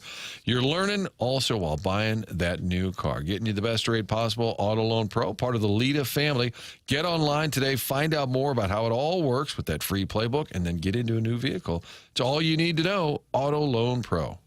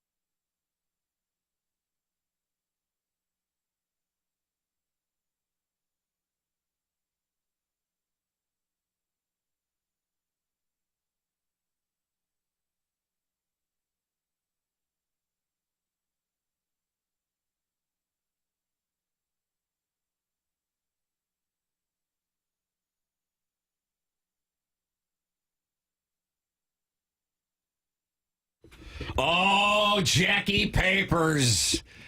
Doug, are you proud of Jackson for going back to Ween Wednesday? Or are you disappointed he gave into the angry mob? I'm the latter. I'm disappointed you gave in to the mob. Because I imagine people really enjoyed those Cardinal songs. And I will continue to play them. Don't worry about that. Okay. It's just with the increased amount of breaks we have, if I played 12 Ween songs on a Wednesday, every Wednesday, trust me, people would be complaining. Okay. So I'll play some Ween on Wednesday. Will you? Limited Ween on Wednesday. Okay. Limited Ween. But not no Ween, but just some Ween. I like my orange juice with pulp. I like some pulp, not no pulp. Some Really? pulp. You like some pulp? No, that's what Tony Soprano said to Carmela, and then she threw a phone at him. It's TMA 101 ESPN Fisher Window and Door Store, sponsor of the 8 o'clock hour here on the program. You can live stream it via the TMA STL app. And there's also the 101 ESPN app, 2 different apps. Download them both. They're brought to you by Dobbs Tire and Auto Centers. And you also can go back and podcast the show by watching it on YouTube at youtube.com/TMASTL, where 236 friends are gathered right now and talk it over in the Michelob Ultra YouTube chat. Michelob Ultra, 95 calories, 2.6 grams of carbohydrates. Sponsor of the Dotem, longtime sponsor on TMA. And Michelob Ultra is the perfect mix with a beautiful day out with your friends, enjoying some ball striking. And maybe you got the shaft lean down and you're compressing it as you deal off the ball and it penetrates through that wind and gently settles on the green and then yo-yos back right to the pin for the birdie and the old 96er, Doug. That's what you just got right there with your Michelob Ultra. Let's have a little libation. It's Michelob Ultra, sponsor of the YouTube chat on TMA. And John Scores is talking to John N., who's talking to Walrus Kings, who's talking to Monty Kessler, and, of course, Kitty Bates, the name of Jackson's cat. Theoretical cat. Don't have a cat. Is in there. Katie Wu was on with Ken Rosenthal yesterday, and she said to Ken Rosenthal, who's asking about the Cardinals and the trade deadline, that there may be an adjustment in a philosophy now for the Cardinals this year, going from runway to prioritizing winning now, since they find themselves in the mix in the Central. All year long, we've talked about balancing runway and results, right? Well, what about extending runway to the players who have provided the results, like Burleson? You're seeing that a little bit more with Nolan Gorman, maybe not to the extent that the Cardinals wanted to, but Jordan Walker's on pace for about 400 at-bats this year. Same with Gorman, maybe a little less, around 350. 400 at-bats to me is a solid enough sample size to decide what this player is going forward. And what is going to be a really difficult decision for Oli Marmol going forward is, does he continue extending runway to players who don't have the same production or stat line as players like Ivan Herrera when he's healthy and Alec Burleson? And unfortunately for Jordan Walker's case, he fits into that. So can the Cardinals continue seeing what they have in Jordan Walker and playing him those 600 at-bats? They can, but if they continue to contend, there's going to be a lot of pressure to play the guys that are performing. And at some point, the organization is going to have to decide, can they change the runway between players? I don't think they're going to switch the direction. I still think the Cardinals should stick to what they planned for 2025 and pledge for the future, which is finding out what young players can help the team going forward. But maybe what changes is the players they're evaluating. So I'm not quite there on Jordan Walker yet, but I do think if the Cardinals keep up their winning ways, we'll see a focus to the players that are performing, regardless of who the organization pledged playing time for early in the year. Yeah, and that she was leading into that. I mean, she was absolutely describing the situation the Cardinals have with Jordan Walker. Because here they are. They'll be at the exact halfway point of the season following tonight's game, 81 games in. And Jordan Walker has not played in what, without question, is the most important series of the season. And so far in the month of June, granted he missed the first 13 days being on the IL, but he only has 18 at-bats. And perhaps more damning, only has 3 hits and 1 walk. So the Cardinals are getting Burleson in there, and Walker is riding pine. I'm going to have to work the word runway into my vocabulary more, I guess. You are. When we talk about this. But I don't think anything is necessarily surprising about that, as we went into a season with low expectations, thinking that they're going to see a lot of the young guys, and they've greatly overachieved in the eyes of many, and now here they are contending. So, yeah, you obviously have to adjust and think, well, who knows? Maybe this is a year we can win something. I think that's where they are right now. And what it means for guys like Walker and Gorman, if he slides back again, is that they're going to spend most of the time on the pine. He'd been playing about every other game last week or so. But I think it makes sense. I mean, Marmol's not going to bench Burleson and say, well, I've got to play Walker. No. I mean, I think it's decided itself. And if Herrera's healthy, he plays, period. Yeah, if Herrera's healthy, he plays. And so then you look at Donovan, he plays. So, okay, I want to get Walker out there. Well, I'm not taking Burleson out. Now I've got Newt and Walker. I'm going to play Newt more times than Walker. But that's it. That's the debate. I just don't think right now you have an obvious spot where you're going to play Walker. Remember last year they faced the lefty in Cincinnati, and we said, oh, now is when you would use him. They said, no, he's better against righties. So it's not necessarily you're waiting for a game when the other team throws a lefty. He might almost need another trip down to Memphis to play every night for 2 weeks. Gorman's got to be out of options at this point, wouldn't you think? He's been in the league long enough. That sounds right. Yeah, but it's also crowdsourcing. Yeah, it is. But Walker, I'm sure, would have an option. And at this point, I think he'd be better off batting 4 times a night in Memphis and sitting. Matthew Boyd is listed as the starter. I don't know. When's Imanaga? Tomorrow? Yes. Mm-hmm. Okay, Matthew Boyd is the listed starter for the Cubs. I don't know anymore when I read these like a week ahead. Fine, I don't know who the hell is pitching anymore. But Matthew Boyd is the scheduled starter for the Cubs tonight. He is a lefty, so you could try and find a way to get Jordan Walker in there. Gorman homered last night, had 3 hits, so you're going to bounce him in some way. You're not going to bounce Burleson. What do you think they'll do? Well, career numbers, Tim. You like a good sample size? I do love sample size. Okay.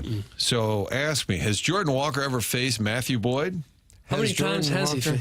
Yeah. Guys, thanks. Yes, he's 1 for 1 with a 2-run homer. Oh, he's in there. Get him in there. So, well, if he doesn't Oli play, Marmol looking at what am I going to do here? Okay. If he doesn't play, you're looking at 3 left-handed hitting outfielders against a left-handed pitcher. They don't usually do that. Now, Newt's been hot. Yeah, he has.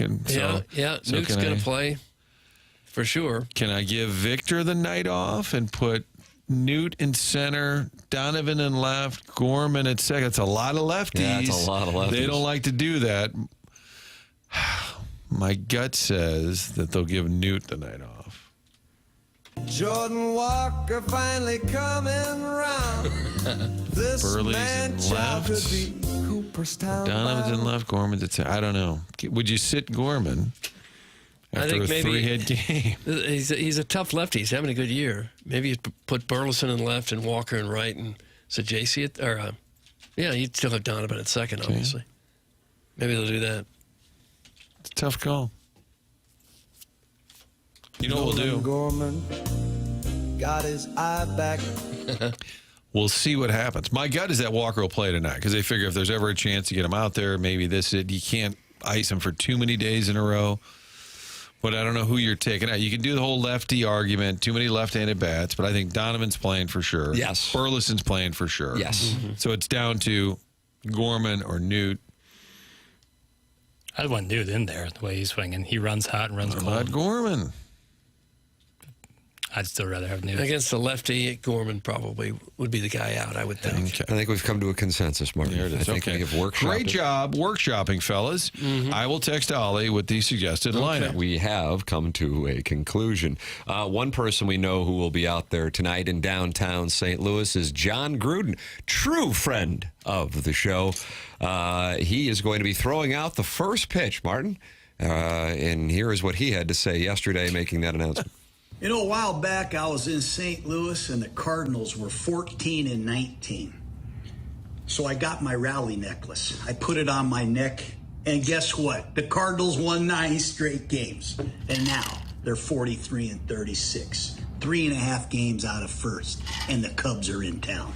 And the first 20,000 fans, they get their own rally necklace, and we're going to put it on the Cubs, and we're going to close in on first place. So tomorrow night, I get to throw out the first pitch, and the first 20,000 fans, they get their own rally necklace. Be there Wednesday night. If you're sitting behind home plate, have your head on a swivel, because I could throw a rocket that's a little off target. Love you guys. Can't wait to see you. Go Cardinals. Nolan Arenado, Lars Nootbaar, Brendan Donovan. I love our 4-6-3 combination. Mason Wynn, Nolan Gorman. We got Contreras. He's hot. And we got Sonny Gray. Let's freaking go. Can't wait to see you. Go Cardinals. I love Busch Stadium, and there's nothing like a ball game in St. Louis. How about that, Doug? He seems fired up. Contreras, I like that. He feels like he's always about to wrap it up. Then he just kind of keeps going. Then he's done. That was a great ending. Then he just keeps going. My understanding is he's stopping by the Blues as well. He's going to unpack some boxes with the new year. So it's a 2-for-1 trip. He wants one of those jerseys. Yeah. Yeah. Wants one of those hats that Tim was wearing yesterday. Yeah, that's a sharp lid. Mm-hmm. I didn't realize it tied in with the necklace. That's the giveaway. Yeah, the rally necklace. Got the Gruden bump? Well, how about this? I didn't know this. Paying John Gruden to do commercials is what the Rams' money was allocated towards. That's from Tim's Toothless Bottom Boy. They finally decided what to do with it? That's what they're doing with it? Could be. $450,000, I think, went to that girl who was involved in the car wreck and sued the city. Yeah, that she got sounds about terrible. $450,000. But apparently there is a cap on what government entities have to pay. Because that sounded horrible. But that was it. I know the story was horrific, but then that settlement didn't seem to, because the report on Fox 2 was that she had $2 million so far in medical bills, and that the settlement with the city was $500,000. That sucks. Yeah, it really does. Per texter, I haven't seen this, and I apologize if it's out there, that the Cardinals have announced that Garrett Hampson's going to be starting. Let me take a look. Per Derek Gould, he writes that the new guy, Hampson, will be starting. So stupid. That's from the Pirates beat writer. At second base? Oh. Jackson is in the process of taking a look at it. I'll tell you about James Carlton while he looks at it. James Carlton's online at carltoninsurance.net, or you can call him at 314-961-4800. That's James Carlton of the Carlton State Farm Insurance Agency. He's been my insurance since 2019. My insurance agent since 2019. 425 five-star reviews for James Carlton and his team in Webster Groves. There is a good chance that your insurance went up year over year. A call to James Carlton's offices, which will take probably in the range of 2 to 3 minutes to let them know your situation. They can do the research. That could wind up saving you thousands of dollars. Why not make the call and see what they can do for you? They have been saving TMA listeners money for years. 314-961-4800, or go online at carltoninsurance.net. If your insurance costs a leg and an arm, call James Carlton, State Farm. Jackie Papers, anything there? Nothing from Derek's Twitter. Okay. He did post a little story about him being called up, but I signed him yesterday. He's been around. Not called up, but yes, signed. Apologies. Added to the rest of the. I bet Sajasi's pretty bummed out that they signed him. That's his role that they're giving to Hampson, I guess. And he came upon the recommendation of John Jay, who worked with him. I think Brant Brown had him too. They recommended him. He basically takes the Jose Barrero spot. Right. Which is, I would be surprised if he's in the starting lineup. I think what we just sort of workshop there is you have a number of players who are playing well but are left-handed, and you have the thought of getting Walker out there at some point. I can't see how you squeeze in Hampson with those scenarios that we played out. Gould tweeted that he'd be in the lineup against Boyd, but it sounded to me like more of an educated guess than a report. That's from Nordique, a hockey elephant. A hockey elephant? Yeah. That's what I thought the logo looked like. Okay. The tweet is the following. Guess who will be starting a game in center field for the Cardinals the next 2 days? Hint 1, he wasn't on the roster a few hours ago. Hint 2, he was at Busch this past weekend. And then you have the Garrett Hampson story. That was Derek Gould's tweet yesterday at 5:11 p.m. Anything's possible, but I would be disappointed, I'll say that, if he is. I don't think that's necessary. But we'll see what happens, Doug. I guess they don't want Scott in there against a left-handed pitcher. But that would mean there's probably not a spot for Walker, unless, I guess he could DH. Or put him in right and have Burleson DH.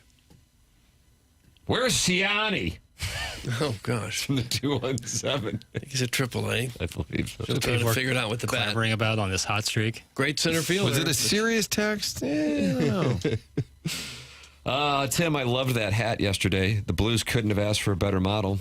I ended up buying one myself. What size kids hat did you get? Thanks. That's from Gooner Reloaded. He needs to stop it. God, there was a text earlier that said Tim's right about being right. I agree with Tim just because he's great, and he told me that the show is great, so I just started watching. Lemming! It's great. It's a lemon right there for you. Can we get a audiologist sponsor here? Because I have lost some hearing. Martin's losing hearing from the gong strikes. The program is called TMA. It is presented to you here by Brown and Crouppen. You can participate in a wide variety of ways, calling in, texting in, YouTube chat on the TMA STL YouTube channel, and Design Air Heating and Cooling email the day, the morning after at InsideSTL.com. Doug, I rarely... I'm going to tell you what to do or what to think because I know that is something that you're passionate about. Yeah. But you are going to want to make sure you stick around to hear the audio that we are going to play on the other side of the commercial break. Okay. That's all I'm going to tell you. I'll stick around. Yeah, I don't have. You were going to leave choice. otherwise. Yeah. I think you were going to bolt. It's coming up next. TMA 101 ESPN.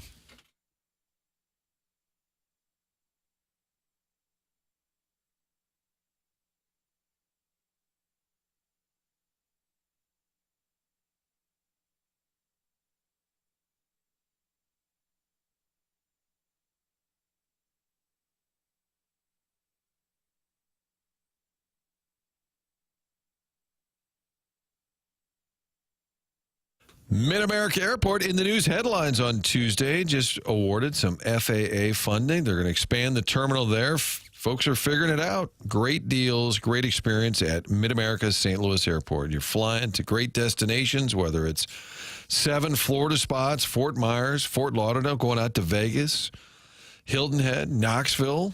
All these just been added slowly over the years. Gulf Shores have been added. You can get to Destin in a little over an hour. And because it's Allegiant Airlines, you're getting a great price, and at Mid-America's St. Louis Airport, great convenience. Park there on the lot, less than $10 a day. Go inside, through security, you're there. From car to gate in about 15 minutes. You can book the flight at flymidamerica.com. Folks are starting to figure this out. The airport is expanding over there. Great deals, great convenience, and the warm, awesome destinations you can head to. Get there quick over at Mid-America St. Louis Airport. Book online at flymidamerica.com.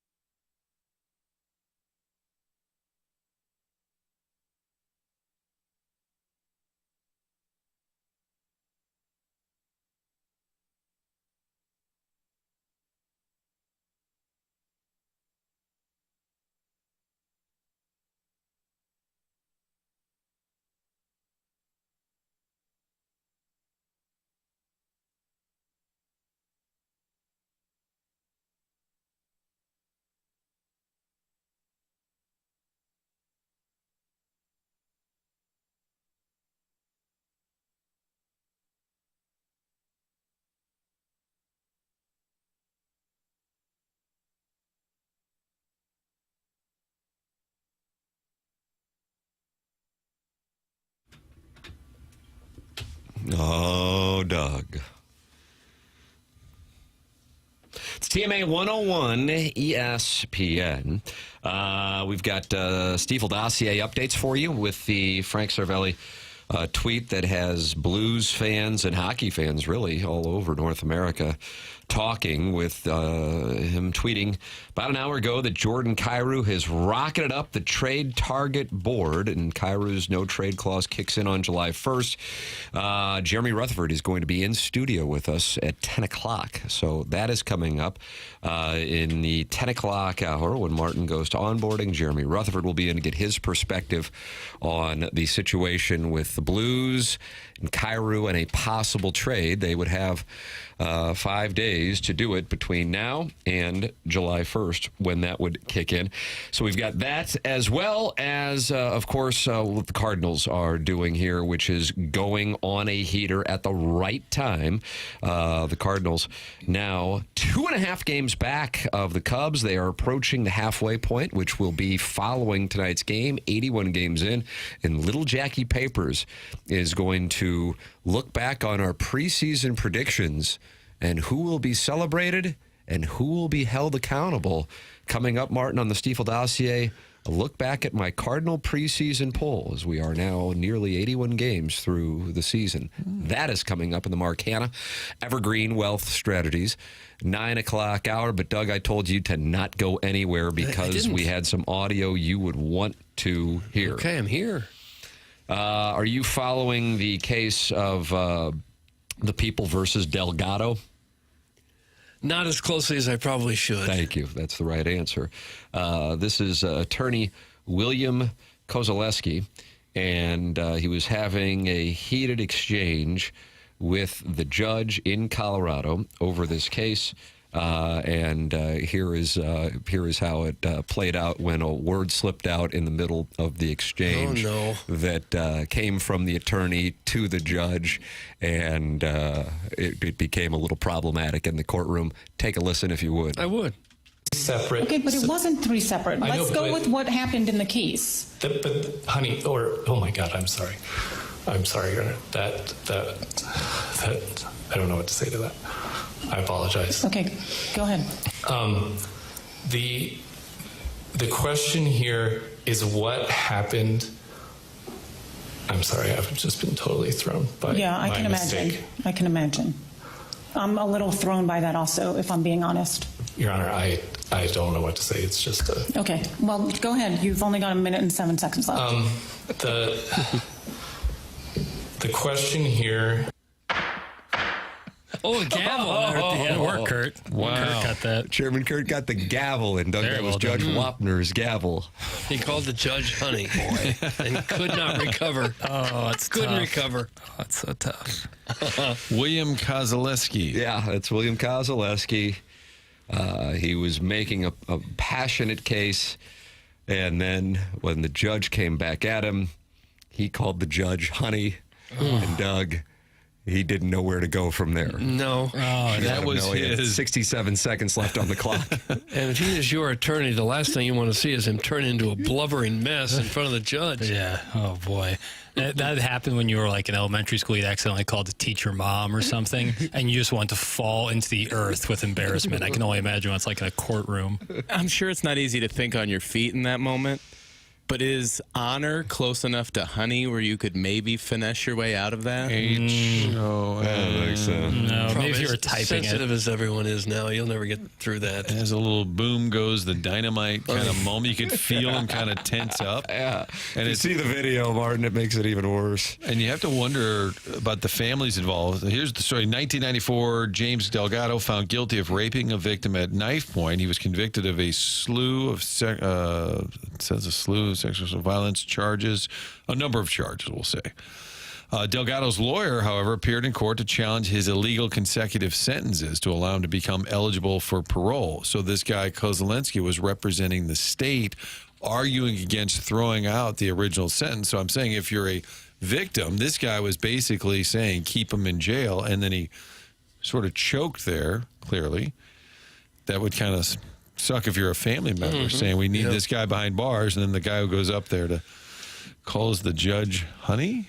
And It that just probably sort of- became a bigger thing than the guilt or innocence of the Delgado.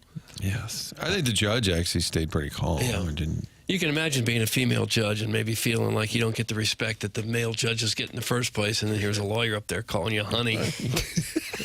Probably didn't go over too well with her. How are you, honey? It's Jennings Rendell Jr. There's another lawyer. That was not in court. That was not in court. That was not in court. That was probably at Normandy.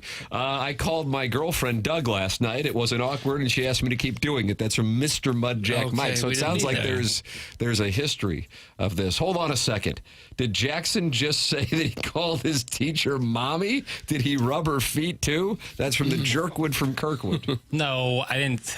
Did you ever do that? Call No, your like teacher one mom? time. Yeah, one time. Yes, that would happen. I wouldn't say it Smart every members of Producer time. Joe, no, yes. I wouldn't say it every time. Like once, you do it, you slip up Well, I would once. assume if you were saying it every time, at some point they'd probably call your parents. 100%. It would be like an accidental thing you do once, and you get so embarrassed by it that Was you this like your senior year that it happened? probably like third grade, fourth grade. Mom. Yeah, like you do it accidentally once, and you're like, oh my god. I'm going to come to panic. your defense here. I was called dad accidentally. Yeah, It can right. happen. Is someone going to really chastise me for what I did when I was 8? Well, You got to be one of the bigger losers of all time. Do that. A great legal. Is Terry Crouppen in studio? I want to ask if he's ever called a judge honey before. Absolutely. He is going to be in studio coming up here. It's the and we'll worst see if this flub is- that he's had. Oof. Buddy of mine was a young attorney, and he said he got to make his case to the judge and get up there. It's the first time, out of law school, raring to go. And like, Your Honor, listen to this, and does like a whole spiel. And then looked down and his fly was open. Oh, Bill. Oh, Bill. I saw the head of the teachers union, Randy Weingartner, interviewed a month or so ago by a female interviewer, and Weingartner called the interviewer darling, which didn't go over real well. Did not play well. No, didn't. Did not play well. You can get involved in the program, 314-399-9646. Text in, call in, 314-974-0101. Callier and Thompson phone lines, and you are welcome to participate in the conversation in the Michelob Ultra YouTube chat where 258 friends have gathered. People are fired up about these Cardinals, and here is the play last night that got them going. Alec Burleson, 7th inning. Doug, he's going flying into the net. Okay. 2 out. Little pop, foul ground, long run Burley. He's there. He's near the netting. He dives into the netting. Did he make the catch? He made the catch. I think my favorite part about that, outside of the obvious, which is, of course, the catch in the net, is Counsell's so flustered by it that he goes, all right, let's check this out on replay to see if he didn't trap it against the net. And then he signals to the umpire with a shake of the head in disbelief and frustration that somehow he actually caught the ball and they won't be challenging it. Yeah, I noticed that. I thought that was awesome. Yeah. I love that. I love when like a play happens, like a crazy play, and you're like, oh, they're going to challenge, and they say no, and it's very satisfying. They must have somebody who gets just an immediate replay there in the dugout. I think it's not in the dugout, but like in the room. Because they're almost ahead even of the broadcast. They must get a replay before we see it as viewers. Obviously, they do. Mm-hmm. Yeah, I mean, they have a live feed going on. Yeah, so there's somebody just absolutely right on it the very second that it happens, backing it up and looking at it. You only have 30 seconds? Yeah. I guess that's a full-time job for somebody? Must be. I'm sure it's someone who does other things not during the game. Although I would take that job if your only job is to be watching the game to see if you should replay it. Yeah, just don't get it wrong. That's a good question. We'll find it out. Ooh, logistics. Somebody back there in the video room watching every play and just as fast as he can taking another look at it. To get the review and then signal to the manager. Yeah, key moment. Also a key moment. Doug will not call him PCA, but some do. Pete Crow Armstrong.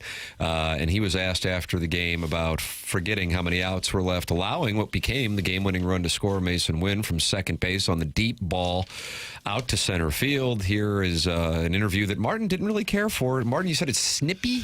Yeah, he's a little snippy. You made a mistake. You know they're going to ask you about it. And it's also a Cubs reporter that appears to be somebody who travels with the team with marquee. Just answer the question, son, honey. Pete, can you just walk us through the 4th inning? Is it as simple as just not knowing how many outs there were? Yeah. Simple as that.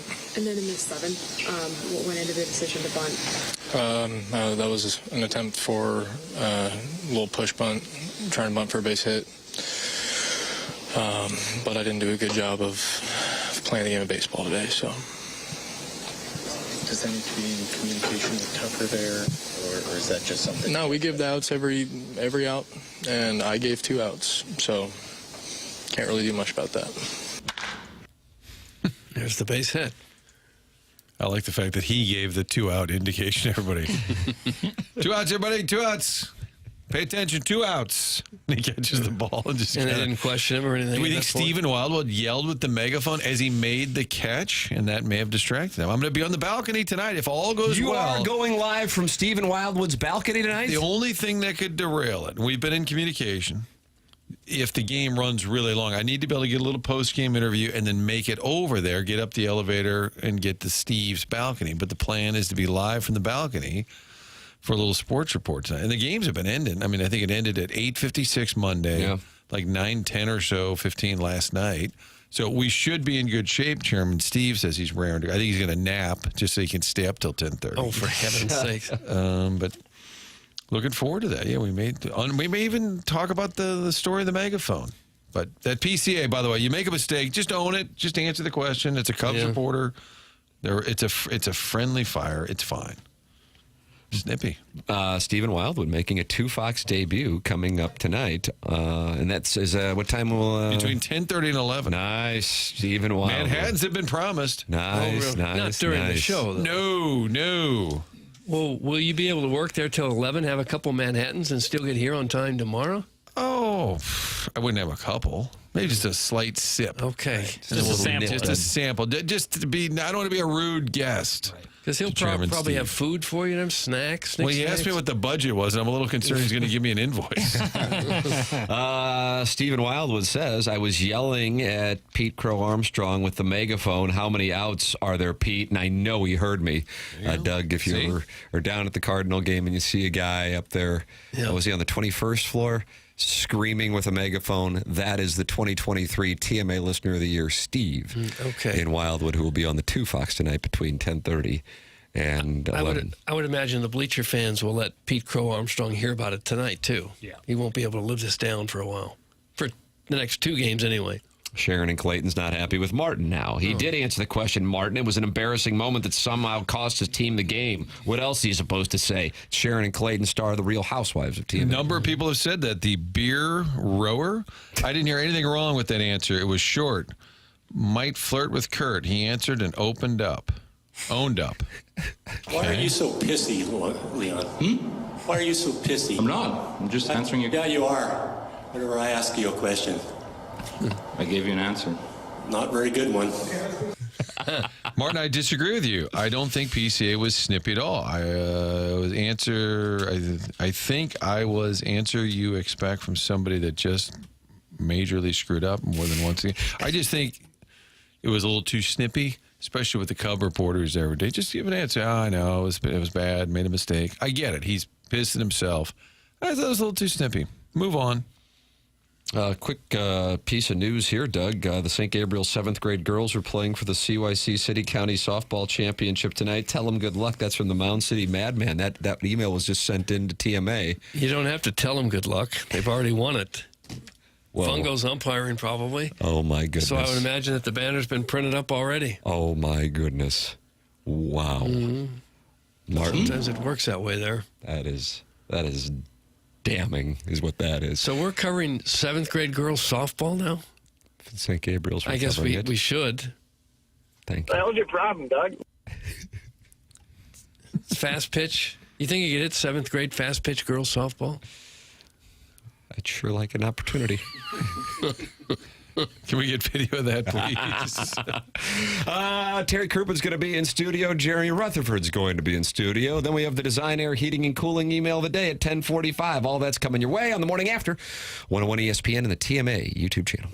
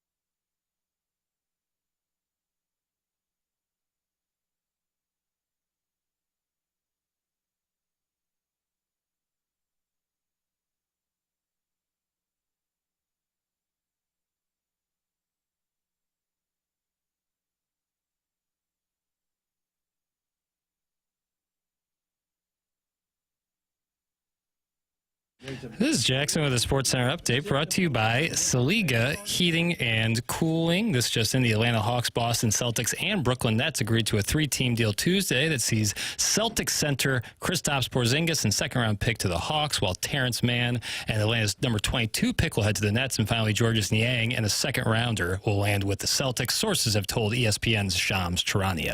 That was another Sports Center update brought to you by Saliga Heating and Cooling, a Daikin heating and air conditioning dealer.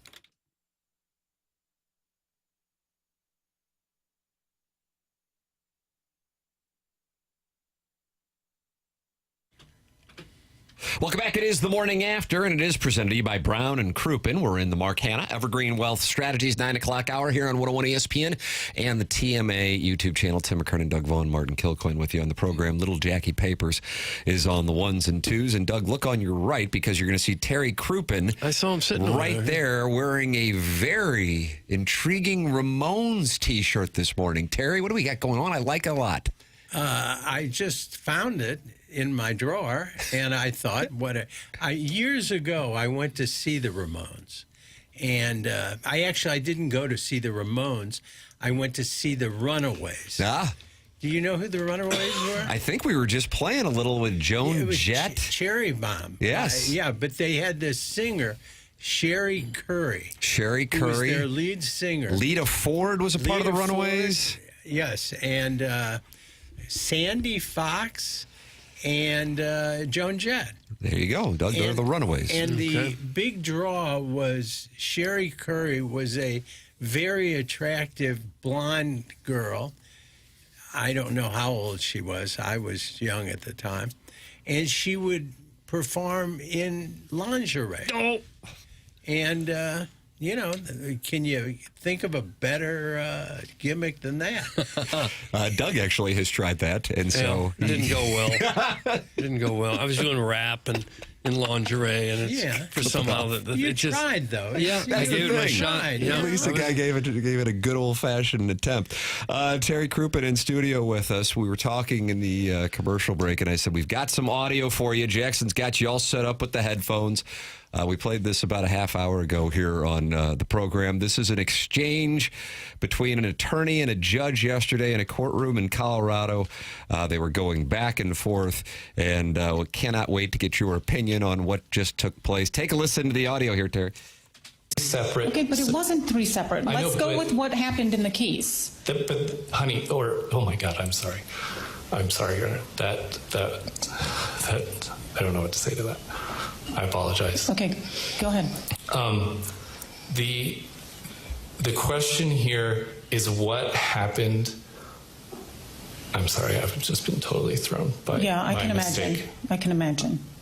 I'm a little thrown by that also, if I'm being honest. Your Honor, I don't know what to say. It's just Okay, well, go ahead. You've only got 1 minute and 7 seconds left. The question here. There was the gavel right there at the end. Terry, thoughts? Well, as an older gentleman, I find not a lot, but often it happens, I will use a term of endearment when addressing somebody who's not, kind of a stranger. I'll say honey, or I'll say sweetie, or honey. And I honestly don't mean it in any way except as a term of endearment. I meet somebody and they're very nice. But not in the courtroom. But it just slips out. And Has it ever slipped out in the courtroom? It might have. No, but I'm saying it slipped, and clearly it slipped. And clearly he was oddly flummoxed about it. I mean, he acted like he had done a horrible, horrible thing when I don't think he had. And then she had to jump on it and acted like oh my God, the worst thing in the world just happened. It's just, I think, two people overreacting to a harmless slip of the tongue. I do think had he just moved on after the apology, it would not be getting the national attention. I guess I'm a little surprised. I don't know many lawyers who would be that upset over a small slip of the tongue that not only would you leap to an apology, but then you would be so upset by what had happened, you really couldn't think of your next thing you were going to say. I think that's a terrible overreaction. Yeah, I wonder how his client reacted to that. I bet they weren't Well, real I thrilled. would be more upset about how he reacted to the slip than anything else. I mean, if you're going to get thrown off by that, I don't know. He was representing the state. I would like to find out what happened in the case because he was trying to keep somebody behind bars and on behalf of the state. And I guess the judge had the ruling. I would love to know because hopefully it didn't play a role in the actual If it ruling. did, it's a shame. Right. What's the worst thing you've ever said to the judge on an accident? Well, I'll tell you the worst trouble I ever got in. I had, like most people back then, I had grown up on Perry Mason and shows like Raymond that. Burr. And I was trying a case of second-degree murder. And I was pretty sure that the witnesses for the state, while they said it was my client who shot the person, it just seemed like it didn't make sense that they were so positive by the way it happened. You know, apparently he jumped out of hiding, he shot somebody and walked away or ran away, and I just didn't believe it. So I talked one of the deputy sheriffs into leaving my client in the cell and bringing a relative of his out instead to sit in the defendant's chair, because I was pretty sure they were going to identify whoever was sitting in that chair as opposed to the actual criminal. And when I brought him out, sure enough, a young kid was one of the main witnesses, like 10, 11-year-old kid.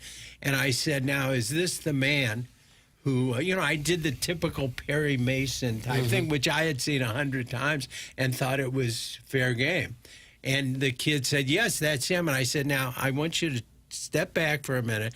I want you to be sure, because this is very important. I set him up to make him just look terrible. And he said, and then finally I said, well, would it surprise you if this man, and they brought my guy in, and he said, you've identified the wrong person, And it got the guy off, but boy, the judge, who I really respected and I really liked him, and he meant a lot to me. He was so disappointed. He said, "You've made me look foolish. You've made the court look foolish," and he was very hurt. He was mad, but he was hurt more than anything, and I felt terrible. But it worked. And then they said, "You've been watching too much Perry Mason, Crouppen." Yeah, I know, it's true. And I just had seen it so many times in court, in courtroom dramas, that I just assumed it was a legitimate technique. Would you do it again? Well, I don't know. I got the guy off. And was he guilty? You never know. Oh. That's a fair answer. Well, you don't. What happens is... Do you tell them not to tell you? If your client comes in and says, I want to tell you exactly what... They're like, don't tell me. I don't remember if we did that. I think most of the people I represented were smart enough to know that, everybody in jail is innocent. Shawshank Redemption. They have a story, and a lot of times, what happens is it's not that they're the wrong person, but a lot of times they're overcharged. You know what I'm saying? They make the crime worse. Right. I follow you. Yeah. And no, I haven't done that for a long time. So you're saying they're overcharged, meaning then they'll give up on those and then compromise. They'll charge them with more serious offenses than they actually did because they want to give them more time. And what's also interesting is if I went back today, there seems to be crime families. In other words, you'll see the same last name on a lot of people. I won't mention the names, Crouppen. But no, but it's really true. You see the same names over and over again. Yeah, but like it's a family business or something. It's a family business, right? No, it's. I'm just very surprised. The judge, all that. Oh, this shock that she's been called honey, You know, like how bad can life get? You know what I mean? No, I think that's a silly exchange. Yeah. She should have just brushed it off. Yeah, of course. I mean, especially the way he did it. He said, honey, I am so sorry. You know what I mean? What do you want from him? It's so funny, but it's how we hear things. As I was saying, this Cubs player, I thought he was snippy. Then people texted, no, he's not, bro. You're an old man. I didn't think she sounded that bad because she sounded a little miffed, right? But I didn't feel like she didn't throw him out of court. But it's funny. We all hear things differently. Yeah. But the judge has all the power, right? Oh, they do. You have to kind of remind yourself when you even when you were the Yes. The mighty Terry Crouppen walks in, you still like, okay, gotta kind of play nice here. Well, it's been a long time, but you do. You don't want to get locked up. Back then, you don't want to get locked up. Well, no. Back then, what they do is they would say, bailiff, take him back and let him, until he apologizes. If you shot your mouth off, and they would take you and lock you up. Really? Oh yeah, I knew a lot of lawyers who got locked up. For a couple of hours, just until because it gets very contentious, and nobody wants to lose, and you get very passionate about representing somebody. And when some of the judges, there are judges that are, at least I was a defense lawyer, and it's just sometimes the judge seems to not be fair. Sometime back then, this is 50 years ago, number of the judges, they'd all come through, they were all prosecutors generally. And so they became judges, so their bias was toward finding people guilty and believing everybody was guilty. And you felt like I was a public defender for a while, and you really got the feeling that everybody was against you, and the system wasn't very fair. And so you get hot about this stuff. I remember once I had a trial with a guy, and I had a terrible head cold, and I couldn't hear very well. And the guy, they announced the verdict. This was the worst defeat I ever had. And they said, we sentenced him to 42 years. And the guy, I say to him, I can't hear anything. What happened? Oh, my goodness. And he just stood up and looked down at me. He said, I got blank 42 years blank and blank you. And, and then I said, what did he say? I couldn't hear anything. Comedy bit. When you're the defense attorney and you lose a case like that, is it hard to get paid by the guy? Well, I was a public defender. Oh. At that point. Okay. And so, no, I didn't get paid, but, nobody wants to get beat like that. And, people do some bad things. Were you following the Karen Reed case at all? No, but I know the name. If you could tell me a little bit So about the Karen Reed case, she was just acquitted last week. There was a Netflix show about it, and she was accused of a policeman? Who was her boyfriend. And what she was only found guilty of was a DUI, essentially. Oh, yeah, she ran him over or something? Correct. And the case got national attention because she was saying his fellow police officers were actually the ones who did it, but she was the one that was defending herself. And so last week, she was found not guilty. If you do a lot of criminal law, it's very hard for anybody to make up a story that you think couldn't have happened because you see everything happen. I remember there was a murder case here where the big issue that made it a big headline was the guy had some fried chicken with him, and he had dipped a chicken leg in the blood of his victim and ate it. I mean, no kink shaming. And people are capable of anything. Oh, yeah. There's a lot of evil out there for sure. Yeah, and a lot of stupid. A lot of stupid and a lot of evil. Yeah, there is. If your kids ever get in trouble at the house, then they would say, oh, Dad, I didn't do it. And here's why. Like, no, I'm not buying this. I've heard it all. No, it's true. But I did have the guy who I was just talking to you about that I used, the witness who wasn't the guilty. He used to call the house all the time. And my kids got to be friendly with him because he would talk to them when he called from jail. And they just, I remember Willard was his name. And they say, Dad, Willard's on the phone. But I said, well, give me the phone. He said, just a minute. We're finishing our conversation. I mean, and they loved him. And they were so happy when I bet you got a million fascinating stories, but you couldn't really write a book about it, right? Because of client privilege. No, the only book I'd ever write was How to Commit a Perfect Crime. Wear a mask and wear no handcuffs, no fingerprints, no face ID. Yeah. And when you go back home after you've done some horrible crime, don't tell everybody about it. No. That apparently is a problem. Let me tell you, if people wore masks, and if people wore gloves, and if people just shut up about what they did, they would never solve a murder. The only way you'd ever catch anybody is if you happen to walk in while they were doing it. Really. How'd the fish get caught, Terry? Yeah.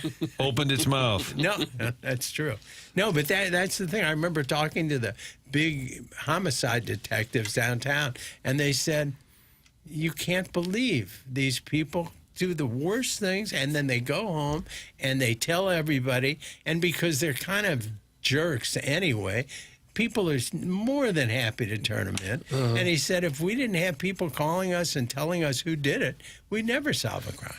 Well, people who are stupid enough to be criminals are stupid enough in every phase of their life, I'm sure. I guess. Although I have great respect for criminals because they can hurt you. Oh, well, that's true. Great respect for criminals. Clip that off. People are loving the segment here, Terry. They're enjoying the stories. You got a bunch of them, I guess. That's for sure. Yeah, I've been doing this a long time.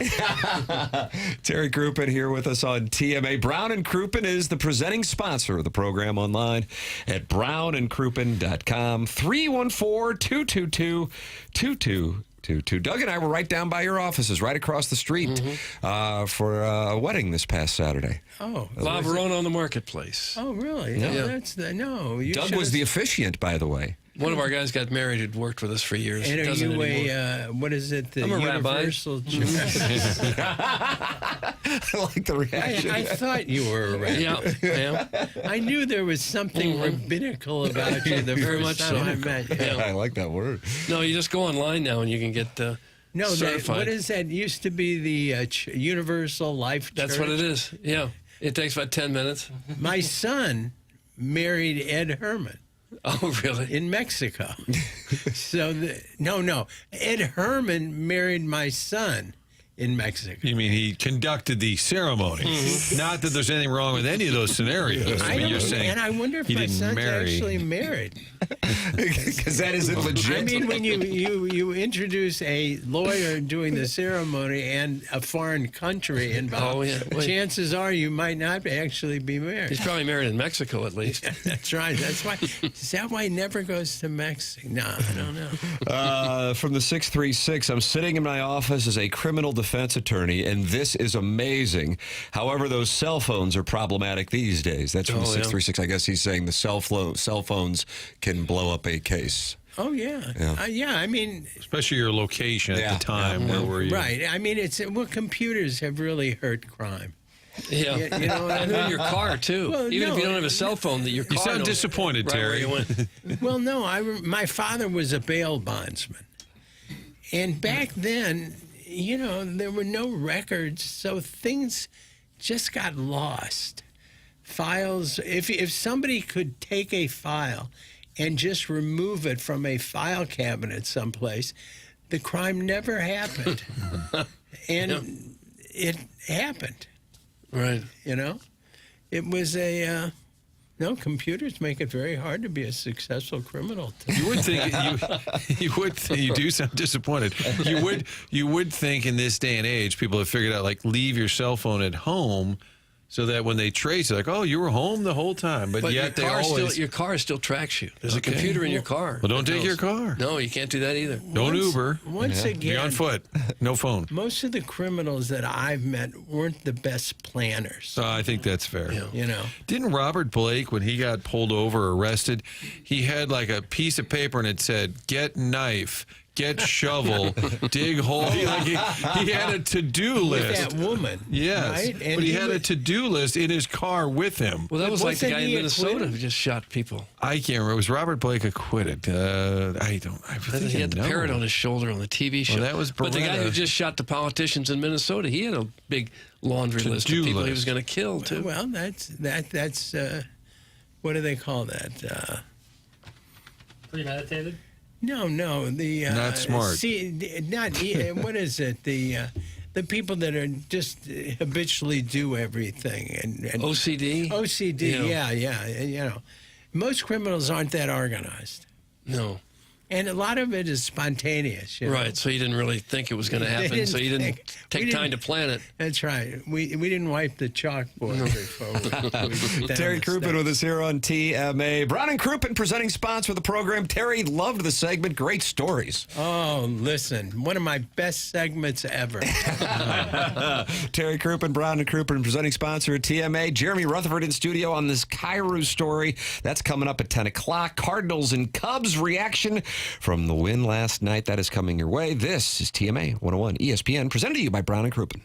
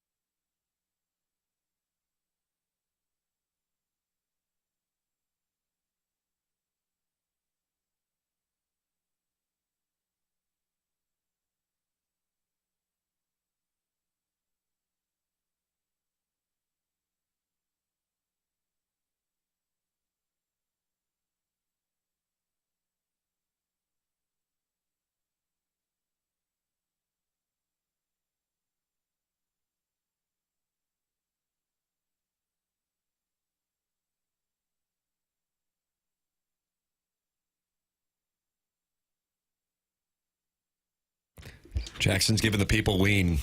Real nice like, too. It's TMA 101 ESPN. Mark Hanna, sponsor of the 9 o'clock hour.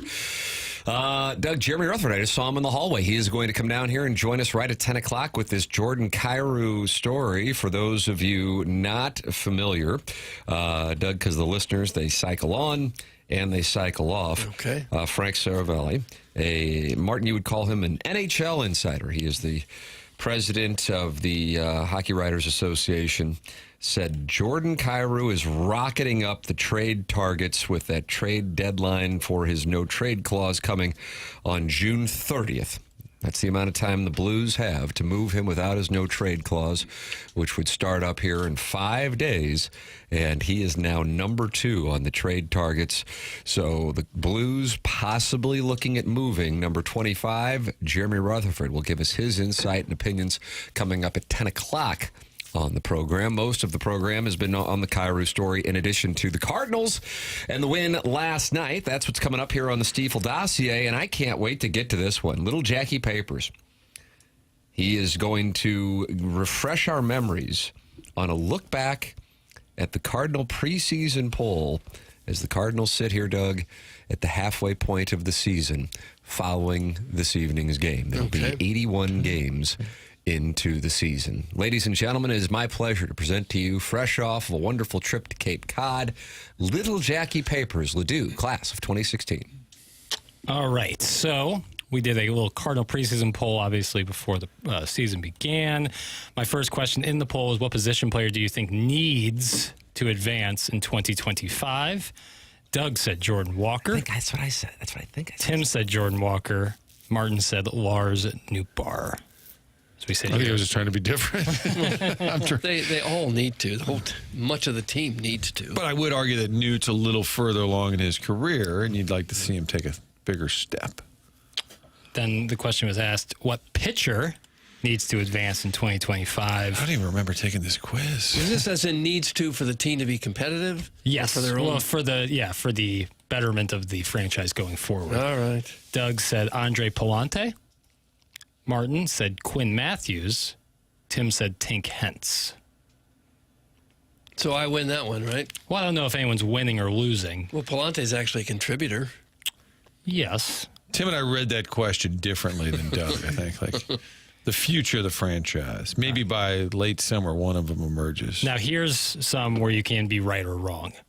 When this is obviously only halfway through the season, but who do you think will be the leader in home runs in 2025 for the St. Louis Baseball Cardinals? Doug said Alec Burleson, who is one behind the lead. Martin said Ivan Herrera, who has obviously dealt with injury. So, I'm sorry. No. Martin said Wilson Contreras. My apologies. Oh, I was tipping my cap to you for the Herrera answer. We'll get back to Herrera in a moment. What was the question? I'm sorry. Leader in home runs. Wilson Contreras is tied for the lead with home runs with 10. I said Contreras. Yes. Okay. We'll get back to Mr. Herrera. Why here do in we a have to moment. get back to it? Why can't we deal with it now? Because that's coming up next. Come on, honey. Tim said Alec Burleson. So pretty. Now, who do you think will be the batting average leader in 2025? That's where Martin said Ivan Herrera, and he is accurate. How about that, Martin? Is currently the batting. That's why we're getting back to him, Doug. Yep.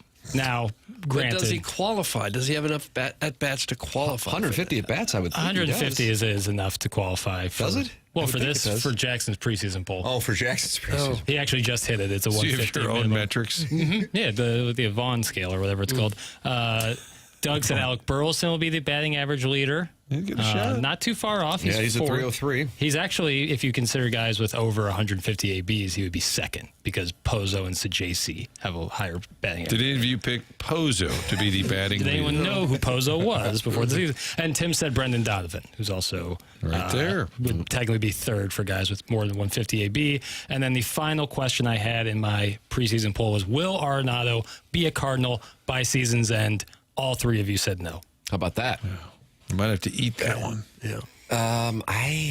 Not for sure. I was going to ask this question in the 7 o'clock hour.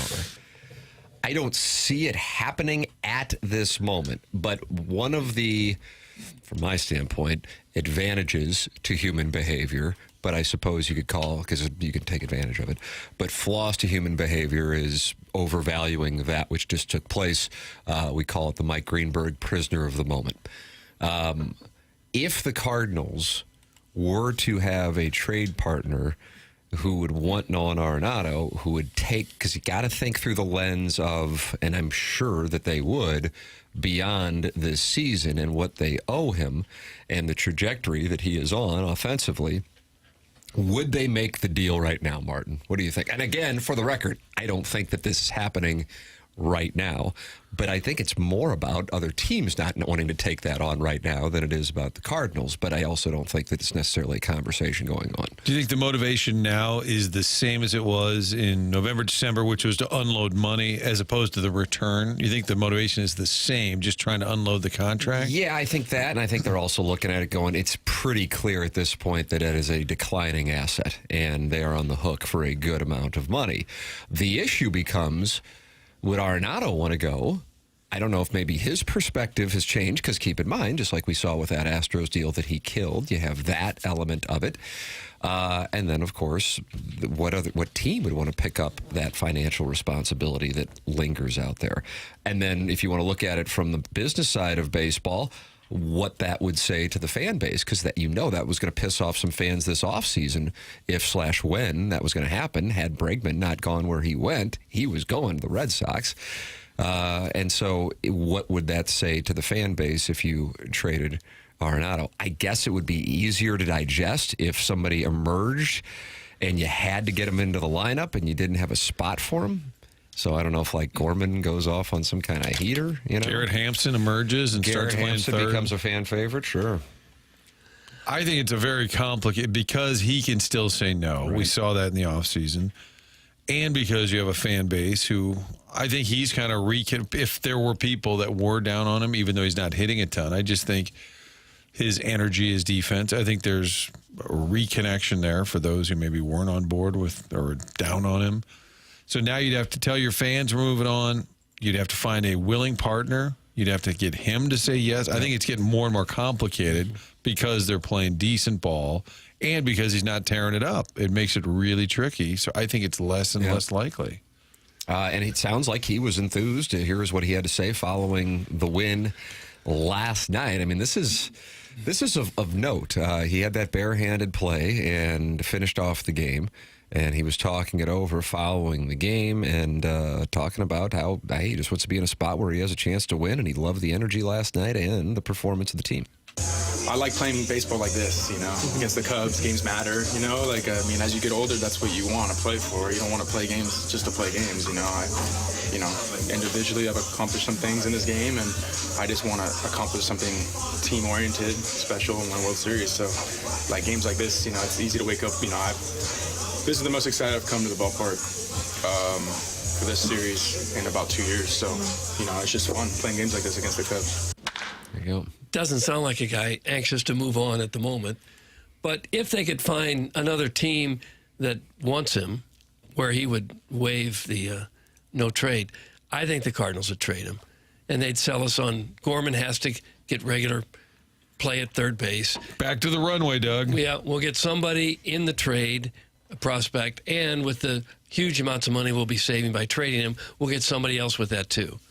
I think that's how and you could spin it that way. But I'll tell you what, if they did spin it that way, I'd be buying it up. I would be all for it. But huge amounts of money would be assuming that somebody's going to take on. So what's that number? Right. If they say, you pay 15, we pay 10 every year for the next 3 years, you might say, nah, okay, you pay 12 and we pay 12, whatever. There's still a number there that you're going to have to pay. Just like the Rockies did. The exact math is the man is owed $58 million because we're halfway through the season, so that's half the 32 for this year. Of course, 5 of that is paid by the Rockies, and then next year 42, or next 2 years $42 million. So again, it's something that as of this moment, June 25th, as of this moment, I do not think is likely in play. I suppose the one that you could make a case for, not make a case for, but you could say you could still see it being likely if you were picking teams, would be the Yankees. They still haven't had the question answered over there at third base, which was the same question that was being asked in February and March with their third base situation. But I don't know who is going to have the appetite for that. And then does Arenado want to go somewhere at this point? And in kind of a weird kind of way, the better he plays, maybe the more likely he is to be traded. The more goes likely on a some other heater team- at the plate, and Yeah. they're like, oh, good, now we can deal him. Yeah. My understanding is in the offseason they did have a couple of teams that were willing to eat the whole salary, and that he did not want to go to those places.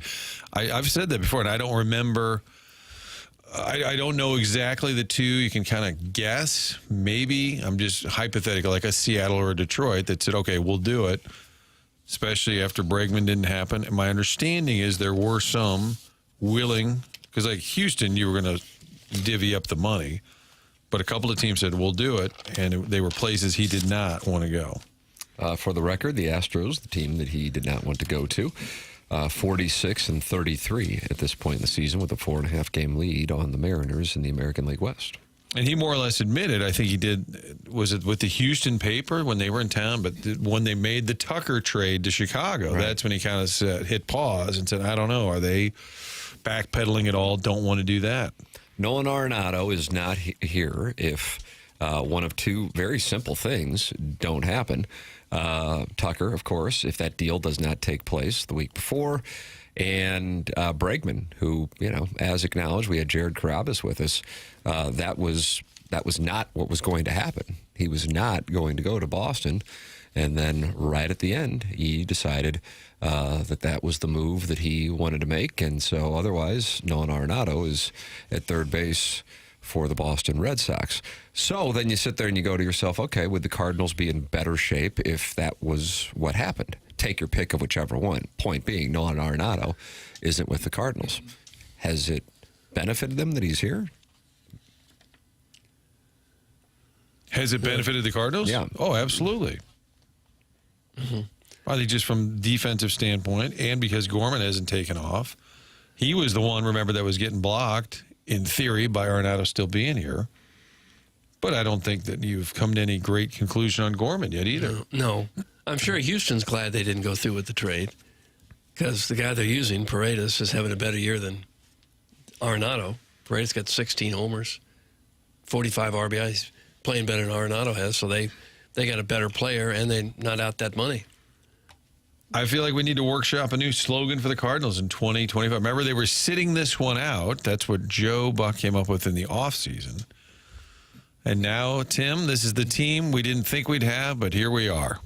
This is the team we didn't think we'd have. Well, It's kind of long. Yeah, it may not fit on a How bumper about sticker. your guess is as good as ours? Teams love to tell you nobody believed in us. Nobody. Well, actually, the front office didn't think you guys would be great. We'll be okay. What was the offseason? Remember Mo had a line where it was at that October press conference where Heim was whisked away in the Post Malone hatch, secret hatch. But he said something about, we'll be good, but we'll see. Or what was it? Do you know what I'm talking about, Jackson? Just don't say runway anymore. No. We've played it, nonetheless. Gorman hasn't taken off, but he still has a better OPS than Arenado. That's from the 618. That's fair. Yeah. Jordan Walker was taking ground balls at third base the other day, which is interesting. That's from Cuckleberry Finn. He just doesn't look like a third baseman to me. He looks like he's almost too big. Like he wouldn't have some of the agility to race in and barehand a bunt and throw off balance behind the back. Maybe he can do it. I've never seen him do it, but I don't think I've ever seen a third baseman that big who's played in the Major League. Alec Boehm is 6'5". And Roland was a tall guy, but he was a little more on the lanky side. I don't think they're as big as Walker. Not to say he can't do it. Just say I don't think we've seen him over there yet. 9:50 in St. Louis. The program is called TMA, airing on 101 ESPN. And Jeremy Rutherford's going to be with us here in studio in about 10 minutes, giving us his perspective on a report that has not just Blues fans buzzing, but around the NHL. Teams are wondering, fans of teams are wondering, could Jordan Kyrou be coming their way. That's all over the place. Leafs fans wondering about it. I don't know if Craig Berube is up for a Kyrou reunion in Toronto. Carolina fans, I see, are talking about it. Could that be the trade partner? Certainly Islander fans. That's the one that Blues fans are hoping could be the trade partner should this happen. I'm anxious to hear what Jeremy Rutherford has to say. That is coming up in a matter of moments in studio. Doug, Collier & Thompson sponsor the phone lines here on TMA. What can you tell us about Collier & Thompson? Well, Collier & Thompson is the company to trust when you're looking to get your home remodeled, not just for kitchens and bathrooms, but for any interior remodeling job. Maybe you need a new man cave, a new office, a new bar, want to redo the basement. Collier & Thompson can handle all of that. They even do wine rooms and fireplace walls. Collier & Thompson is your go-to source for every design consideration. They carry the best cabinets, appliance, and countertops in the business.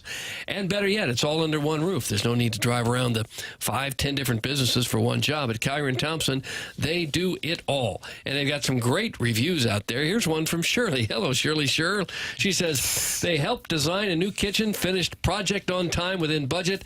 They took care of everything professionally and still helping on minor things even after completion. How about Kim S? How you doing, Kim? She said, Jim, the designer, listened and gave good recommendations. Mike, the project manager, always available for questions regarding installation.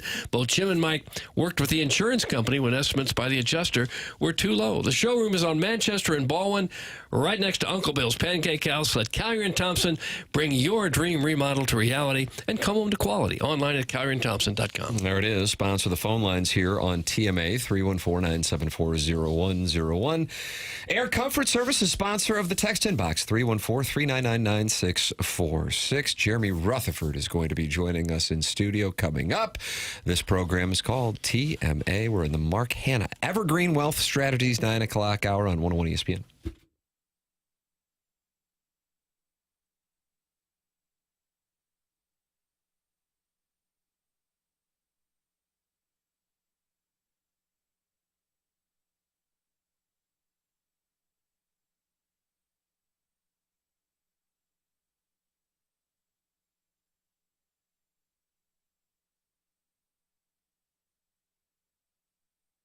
Together Credit Union partners with the St. Louis Zoo, and they want to let you know that the zoo cares for about 12,000 animals. That represents nearly 450 different species. The zoo's impact on wildlife conservation, it is significant. That's why Together Credit Union has teamed up to offer the exclusive St. Louis Zoo debit card. You can get that, and then you use it. They'll round up the change from all your transactions and donate that to the St. Louis Zoo. Your donations help further the zoo's mission of animal care and management. That zoo debit card also comes with some perks here. You're going to get special zoo membership that gets discounts, attraction tickets, parking perks, and more. If you sign up now, you'll get the Sea Lion plush toy as well, along with that cool zoo debit card. How do you get it? Pretty simple. Open it up a give back checking account at togethercu.org. Just stop by any of the 14 local branches around town. Together Credit Union teaming up with the St. Louis Zoo. Get that debit card today. Don't wait. Sign up today. Visit togethercu.org for full terms and details. Together Credit Union is federally insured by the NCUA.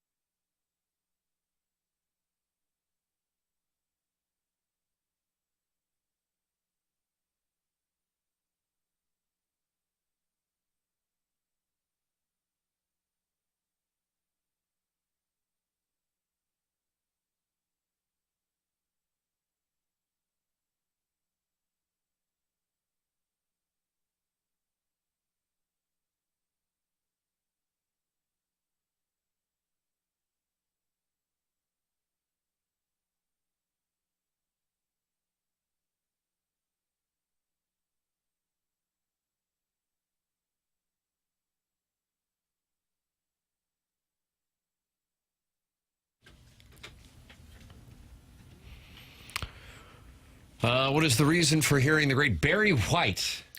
This song is celebrating its 50th birthday. Wow, how about Really? that? Yeah, 50 years ago today. And still holds up, right? Kidding me? Barry White? Kidding me? It didn't used to. Songs didn't used to hold up that long. I mean, like when I was in high school and college, if you'd gone back 50 years, it would have been Rudy Valley screaming into a megaphone. Right. Well, there's a discernible difference in musical technology from 30 years before you were born versus like 30 years before I was born. Yes, that's probably it. And tastes, musical tastes. Jake in St. Genevieve says in the Michelob Ultra YouTube chat, I can think of at least 5 plays Arenado made this year that saved the team the game. How about that? Yeah, I think his defense is going up a notch from last year, and they've been he's had clutch plays. He's had some big swings, too. I know his numbers aren't great. He's had some big home runs. Big home run on Saturday, Mark. Yeah, tied that game, allowed him to win it with Poza, who we picked in the preseason to be the key to their winning it all. Jackson didn't read that question. Yeah. Buried the Poza, yeah. Arenado's done a lot this year.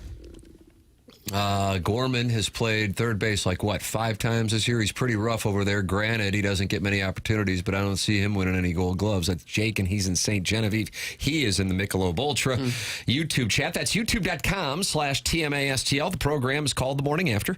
Tim McKernan, Doug Vaughn, Martin Kilcoyne with you on said program. Jackson Burkett is on the ones and twos. Chairman Kurt Manning, the Collier and Thompson phone lines. Jeremy Rutherford is going to make his way down here for a portion of the 10 o'clock hour on the Jordan Kyrou story, in which Frank Cervelli says he has rocketed up the trade board in advance of the NHL's draft on Friday and Kyrou's no trade clause kicking in here in a matter of 5 days. The odd thing from that report is that Cervelli calls the Blues something that I don't know where he's coming up with this, but maybe this is the perspective. He says, with regard to the Blues, Kyrou joins the board as a player just days away from his full no-trade clause kicking in on July 1st. He's been a very productive player, averaging 35 goals and 71 points over the last 3 seasons. So why would the Blues move him? That's a big commitment remaining. Plus, the calculus that rival teams have made is that Doug Armstrong will see Jimmy Snuggerud as a player who can effectively soon replace Kyrou. This is the part that stands out. The Blues are a middling team that aren't young, and this may be one way to continue to turn over the roster. Don't call us middling. I don't consider them middling, and I don't know if I thought they were middling or crappy. I'd tell you I think they're middling or crap. I just don't see that. And I don't think that they would be viewed that way around the league. So there's that point, and then there's also that they're not young. I disagree. They have some older defensemen, certainly, and they have some needs in particular at center. But Neighbors, Holloway, Broberg, Snuggerud, maybe Dvorsky in the mix. That's a fair amount of and Thomas is not that old either. Right. I don't get, but hey, whatever. Just because he writes it doesn't make it so, but we'll see what JR has to say regarding the Kyrou conversation, because that is now moving into mainstream St. Louis sports discussion here this morning, and we'll look forward to seeing what he has to say when he joins us coming up in studio. Martin, you are headed to onboarding with Heim Bloom, and what are you guys working on today? When people tell you to step off, bro, what's the proper response? Oh, wow. We're going to workshop that a little bit. And then Heim, sometimes I'll just slip him a note and say, you going to trade Arenado? Yeah, see if you can. And then he writes back, he just says, not in charge. I'm like, oh, okay, I'll try. And then Chairman Steve's balcony, I think tonight. 12 hours away, brother. If it all works, we'll be live from Chairman Steve's balcony. Might even get to see the megaphone. Manhattans and megaphones coming your way at 10:30 on Sports Final tonight on the 2 Fox. Martin heading out. Jeremy Rutherford coming up on the Stiefel dossier. The program's TMA 101 ESPN.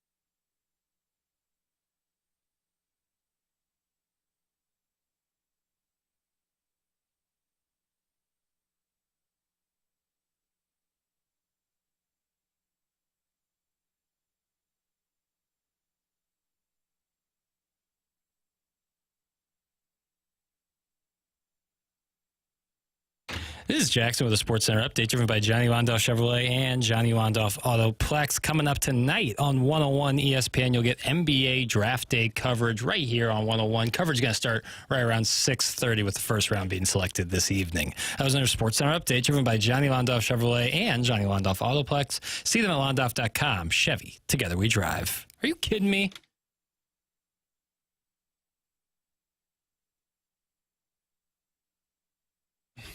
It's TMA 101 ESPN 10 o'clock hour here on the TMA YouTube channels where you can watch the program, and you might notice that Jeremy Rutherford has joined us. Doug, look at that. There he is, right there. Over there. Hello, Jeremy. Glasses on or off? Smarter or you look smarter with them on. I occasionally will wear my reading glasses because ladies are looking for short, bald men who are married with 2 children wearing reading glasses. That's kind of like a fetish right now. Bifocals especially. Oh, my goodness. Oh, it's very, very hot right now.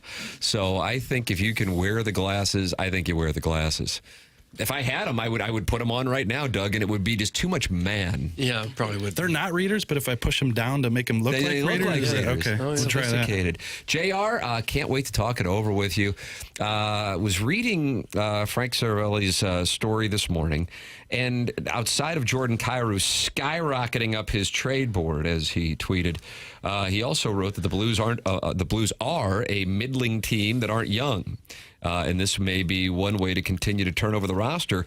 And I'm not saying this because I'm from St. Louis or I am a Blues fan, also hosting a show in St. Louis. I'm just calling it how I see it. I don't see either one of those adjectives fitting this team. Right. Is that the perception of the team? The Blues are and I'm talking about around the league, that they're middling and they're not young? I mean, I realize there's some older players, but overall, I think this is an organization that's on the younger side. Yeah. I think that a lot of the outside perspective probably looks at the Justin Falks, Nick Leddy's, Torrey Krug's, even though he's not playing, Brandon Saad when he was here, and so, Braden Shen. So there are a number of older players, but I think what Doug Armstrong has done over the years is brought up that subcore, and that's subcore, with the Snuggeroods and the Dvorskys and those guys, they're going to step on in here. So, to me, though, when I hear age about a team, Jordan Kyrou is a guy that fits in exactly age-wise what they're doing. So it's not like if you trade him, you're changing that perception of this being an older team, even if you bring in a Noah Dobson, a younger guy. So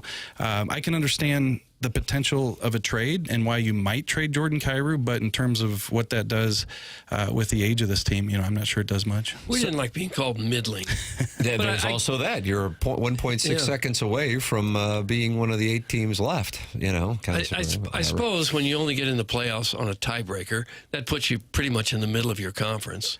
Yeah, and so last year, you can 16th, make the argument, I suppose. 16th in the standings this year, 19th pick, so they've been right there in the middle. So I'm not, opposed to the word middling, but the age, I think, you look at, there's some good young players on this team. So the Kyrou story certainly has people talking once that gets reported. I know that you, of course, are with The Athletic, and he is with dailyfaceoff.com, but I'm curious what you have heard, if anything, regarding Kyrou's name.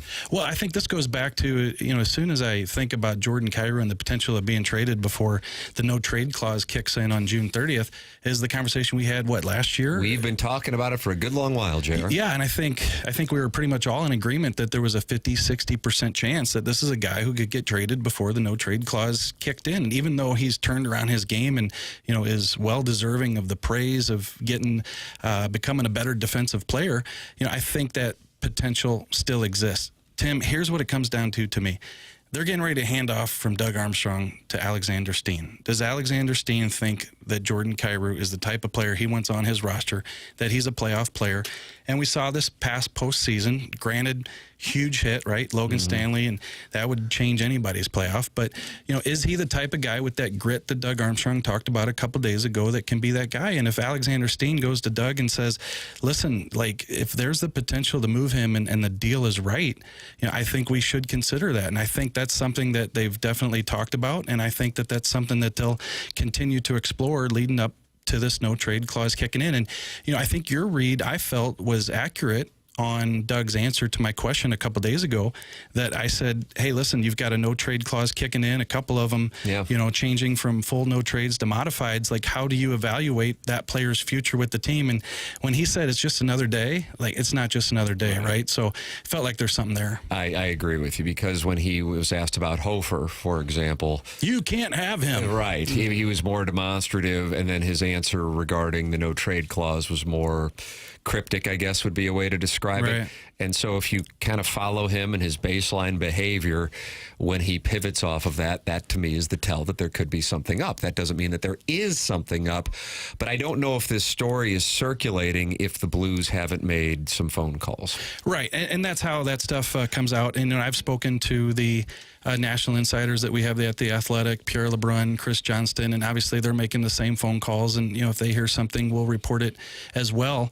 But I think you have to ask yourself some pretty big questions here in terms of, Jordan Kyrou has a pretty good salary, team-friendly salary, $8.1 million for a guy who's scoring 30-plus goals. Even if he's not reaching that potential that you think he's got, like, this cap is only going to shoot up, and $8 million in a couple years, it's going to look like a $4 million deal now.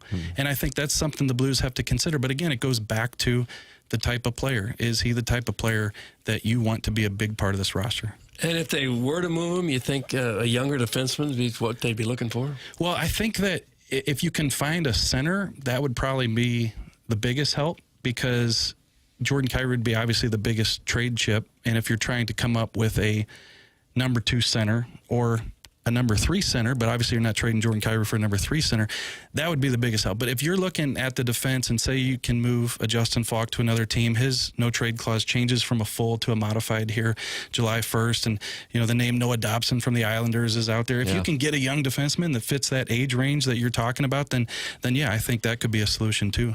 The non-ling texted me, and he wanted me to ask you these questions. That's Kevin Lorenz, Doug. Can you ask him if he has any insight into the rest of the league's impressions of Kyrou? We see the details up close every night and have a good understanding of what Kyrou is, offensive-minded with elite skills, and what he isn't, a reliable 200-foot player in all situations. A, does the rest of the league tend to agree? And B, if they do, are there teams with now a ton of cap space who may see him as a final piece like Pittsburgh did with Kessel in 2016? Yeah, in the conversations I've had, for example, I did a piece last season, and I interviewed an executive with another team, and I was posing trades to this person, and one of the fans had suggested Jordan Kyrou for Clayton Keller.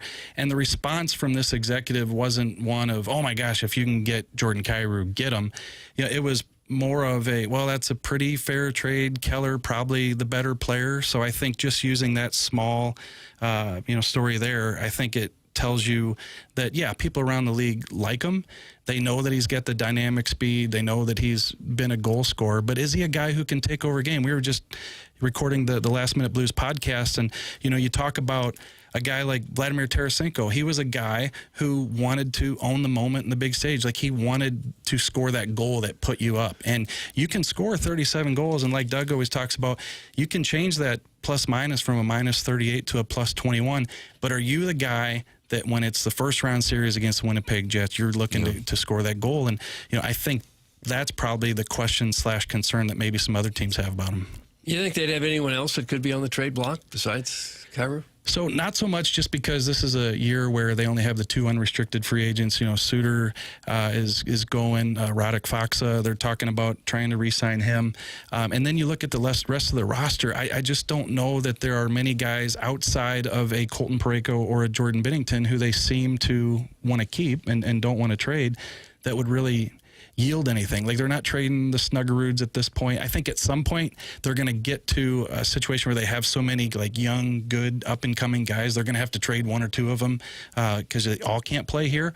But in terms of, Braden Shen last year attracted a lot of attention, probably more so than I thought he would have. And so I think he's a trade chip, but I think team-wide, look at this roster, I don't know that there's a lot of guys that would yield a lot if you wanted to trade them.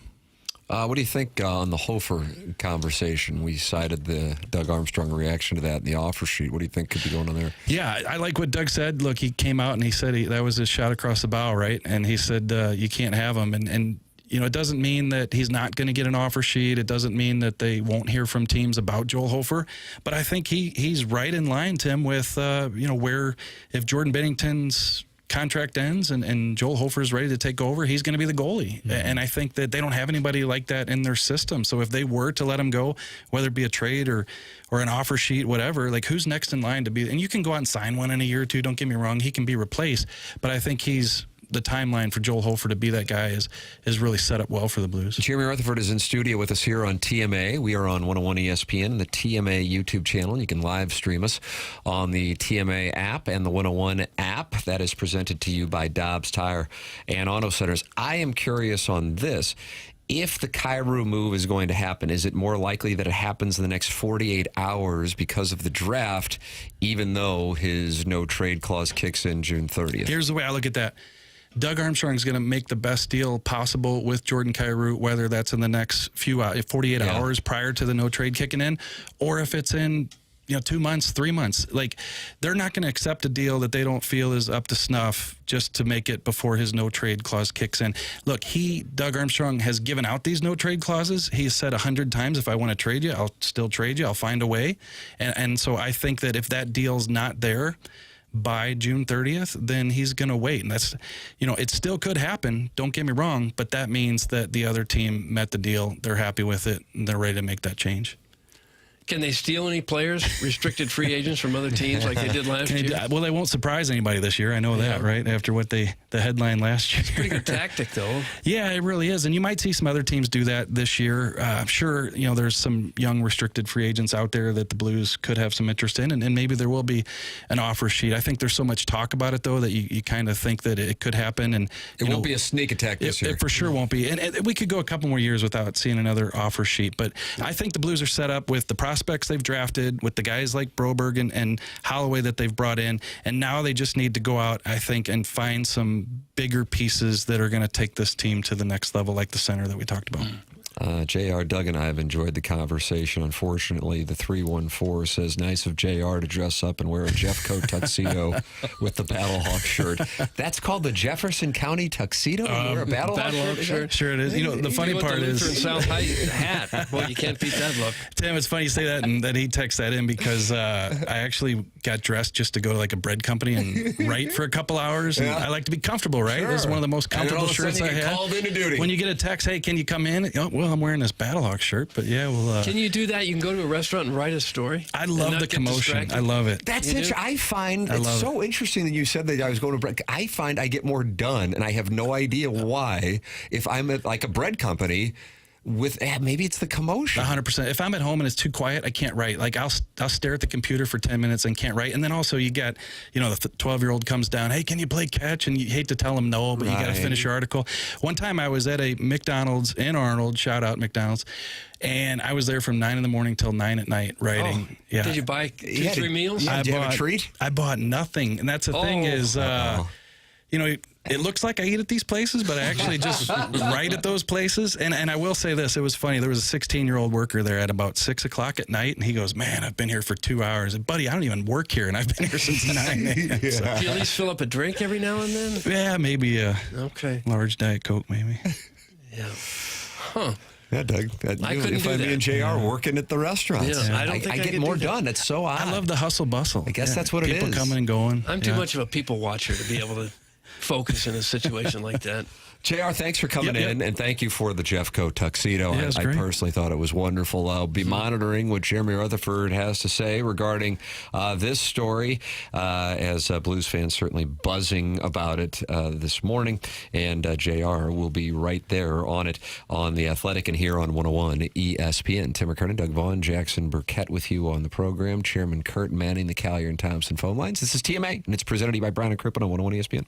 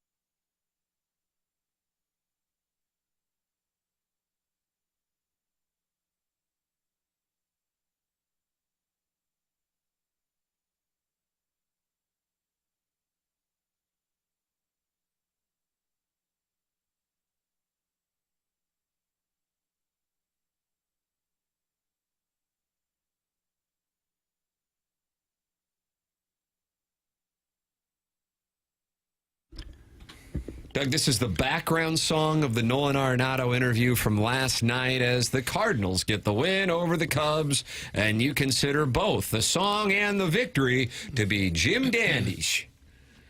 The victory was great. The song is horrendous. What? This is terrible music. I'm sorry, guys. Jackson might come across the dais to fight you. Yeah, get this ready. It's like what you could do when you're 12 years old. You could make this music. You can make any music at 12 years old. Think about that. There's a lot that a 12-year-old wouldn't be capable of. This, not one of them. Would you like to fight Jackson, Doug, or myself? 314-399-9646. That's how you can text in. Air Comfort Service is the text inbox sponsor here on the program.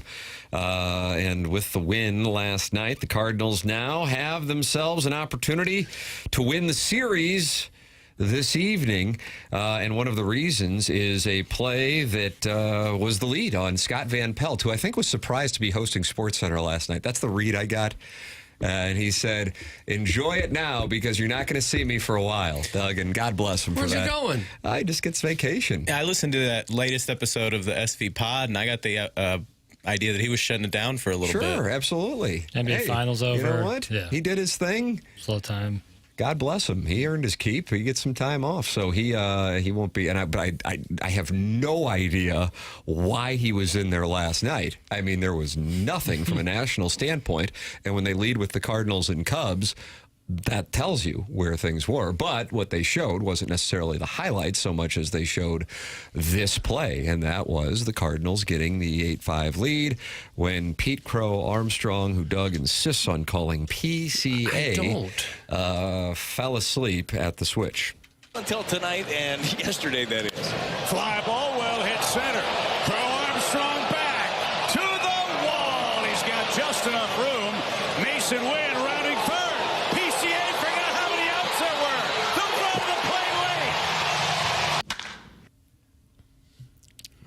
And that was the lead story on the, I think national news. PCA has grown. His Q rating. His Q rating is pretty high, and he plays for the Chicago Cubs, Cardinal rivalry.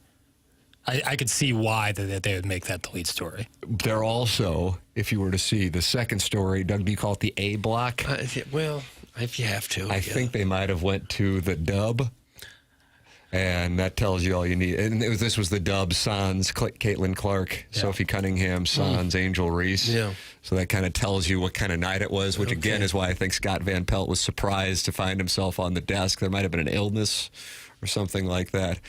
And the fact that he said on the air, enjoy it now because you're not going to see me for a while. Yeah. was to me, if I know that was his way of saying I didn't think I was going to be here. I don't know why I'm here, but I've been called into action. And I mean, he was on with Shams for a while, fill-in time. Then they had Jay Billis on, fill-in time. It was a fill-in time Sports Center. So I think that is the reason. But here is what Oli Marmol had to say regarding Mason Wynn's impact and awareness specifically on that sack fly. Okay. Never know which play, which run, which at-bat is going to be the most meaningful one of the game, and our guys continue to play every pitch with a ton of heart. And right there, I mean, that gives us a ton of momentum. When you take advantage of a fly ball to center field with the runner on second, you get to score there, and that's a big deal. But for him to go as hard as he did to third and know that it was on his radar, that it was a possibility, and then to roll with pop there, I love every second of it. He's posted. I mean, he plays every day. This dude's beat up a little bit, and he continues to just want to be in the lineup regardless. I mean, he knows that he brings a ton of value to what we do on the bases, offensively, defensively, and he doesn't want any days off. That's what you want out of your young shortstop. A lot of Oh, so what kind of bat was that? I didn't hear a bat. I heard another trail word. That's my bad. Yeah, I was playing that directly from the source as opposed to recording it as I usually do. I just love the soundbite right up until that word got chopped off there at the end. But maybe similar to PCA, Jackson's human too. Here is PCA being asked about the play. Okay. Hey, can you just walk us through the fourth inning? Is it as simple as just not knowing how many outs there were? Yeah.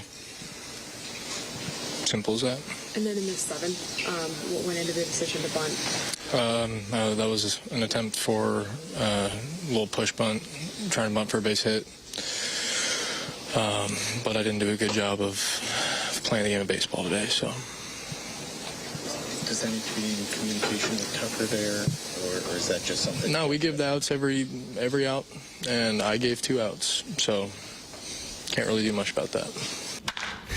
Base hit. Yeah, hashtag they call it. I just really would not like my cleanup hitter who's got 21 home runs to lay down a bunt in that situation. Couldn't believe it. I was thinking when I saw that, I go, what in the world was that? And in addition, if that were a Cardinal player doing that in that position, I'd be a banty little rooster. Just for a multitude of reasons. Like you said, cleanup hitter, 21 home runs. You know Arenado's down the third baseline, too. So if you get it down the third baseline, you got one of the best defensive third basemen ever firing at you. It made no sense. I bet no one was more surprised than Craig Counsell. What the hell? Oh, my goodness. Tim, you're so good at reading behind the scenes with what's going on with major broadcasters. Doug, that's from Jackson's nemesis. His name's Mr. Siders. He's very critical of Jackson's open club face that produces a very short 7-iron. But I think it's going to change. He's going to make a grip adjustment, going to get a stronger grip. He's going to compress the ball, and it's going to pierce the air. But if you didn't enjoy Mr. Siders' text, maybe you'll enjoy this one. If there were a national punch-a, and this is a word I can't say on terrestrial radio, punch-a blank in the face day, I'd punch Tim right in his face. Why? That's from the 314. What in the world? That's super weird. I've noticed that becoming like a thing. People say like, "Oh, that guy has a punchable face." I'm like, "You are." Wasn't that the name of Colin Jost's book? A very punchable face. I feel like I could see that. That was the title. I think if you're saying that regularly, you got to do some self inventory. You got to maybe fight some demons that are deep inside of you. That's a weird thing to say. Yeah. I find that to be very odd. Yeah. Welcome to the 10 o'clock hour, which is the exact same thing as the 8 o'clock hour. Hey. Stop it! It's from the 618. Well, we just had Jeremy Rutherford in for 20 minutes, but he was not in the 8 o'clock hour. People cycle in, they cycle off. Yes. That's what people are talking about today. Go to hell. Hey. PCA is a little sex toy, and I'm going to own his ass tonight on the megaphone. That's from Stephen Wildwood, who'll be Martin's guest tonight as Martin broadcasts from his apartment at 1 Ballpark Cardinal Village Way. Well, be careful what you say. See, the White Sox have banned this fan who taunted Ketel Marte last night. What's the backstory on this? Martel's mother recently died, and the fans started screaming at him about having a dead mother on the field. He broke down on the field and cried. The manager had to come out and help him through it. I mean, it's unbelievable. She died in a car accident, I guess. In 2017. It's been a while, but that's what the fan chose to write him about. Yeah. Unbelievable. Yeah. Yeah, I don't know what to say about it. And then there'll be some hill jack that'll go, oh, he's soft. Yeah. Oh yeah. They get paid. But then the millions moment that the hill jack would have his name identified, the hill jack then goes into hiding, and that's the way you hill jacks play your ball. So, so they banned him from. And that's like half their fans. Yeah. Yeah. 22 years old. Young and dumb. Is that right? If you had to guess, he's had 4 or 5 beers. He's with a couple of his friends. You think what you said was great? Oh, listen, here you go, Doug. Listen to this. Recently died, Doug. It was 2017. Yeah, I just said that. I just said 2017. That's from Clem. So that makes it okay. Yeah. Right. Makes it cool. Thanks, Clem. Chairman Stephen Wildwood says he's very positive on the megaphone. I mean, yeah. I'm sure. I'm sure. That's the thing is like there's a lot of compliments down there. There's ribbing, like, hey, batter, batter, batter, so wing batter. There's stuff like that, and then there's stuff like making fun of someone's deceased mother. Yeah. And if they were 3 feet in front of you, you wouldn't say a damn word, but you'll say it because there's a huge barrier and netting in between you and the person. And you think you're going to get a rise out of the people who are with you. And usually. Did anyone call anyone soft in that situation when the definition of soft is doing that? Like, it's unbelievable. We're cooked. We're cooked? As a society is what you're saying. Slowly but surely. Yeah. Well, people think they can say anything online now, so sometimes some, exactly. Not many, thankfully, but some get in public and think they can do the same thing. Going to feel like a hot fart at the Doggies match tonight. No supporters march planned. Doug, will you be in your European boy panties? Martin, are you going? That's from the Veiled Prophet. Martin had onboarding right at 10 o'clock. So he is not here. Doug, are you going to see the Doggies take on Orlando? No, but I will be in my boy panties. Make my job easier. You are welcome to text in your insults, 314-399-9646. You're also welcome to email in for the Design, Air, Heating, and Cooling email. It is TMA. It's presented by Brown and Crouppen, 101 ESPN.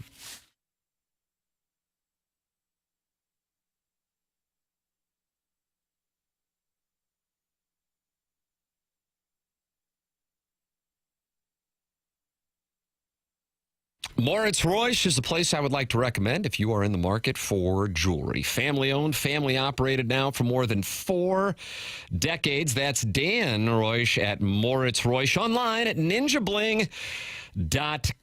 They have so much jewelry right there in stock at Moritz Reusch, and they are located on the 15th floor of the tower, right across from the St. Louis Galleria in Richmond Heights, near Clayton on Brentwood Boulevard. They specifically have a lot of engagement rings in stock for the guys who want to get something put together pretty quickly, or they can also do custom jewelry if you want to design something from the ground up. It's Moritz Reusch, online at ninjabling.com. Moritz Reusch. Check them out and get to know a family-owned, family-operated jewelry business right here in the St. Louis area with a unique sales experience on the 15th floor of the tower, right across from the St. Louis Galleria that is located in Richmond Heights near Clayton. It's Moritz Reusch, online at ninjabling.com.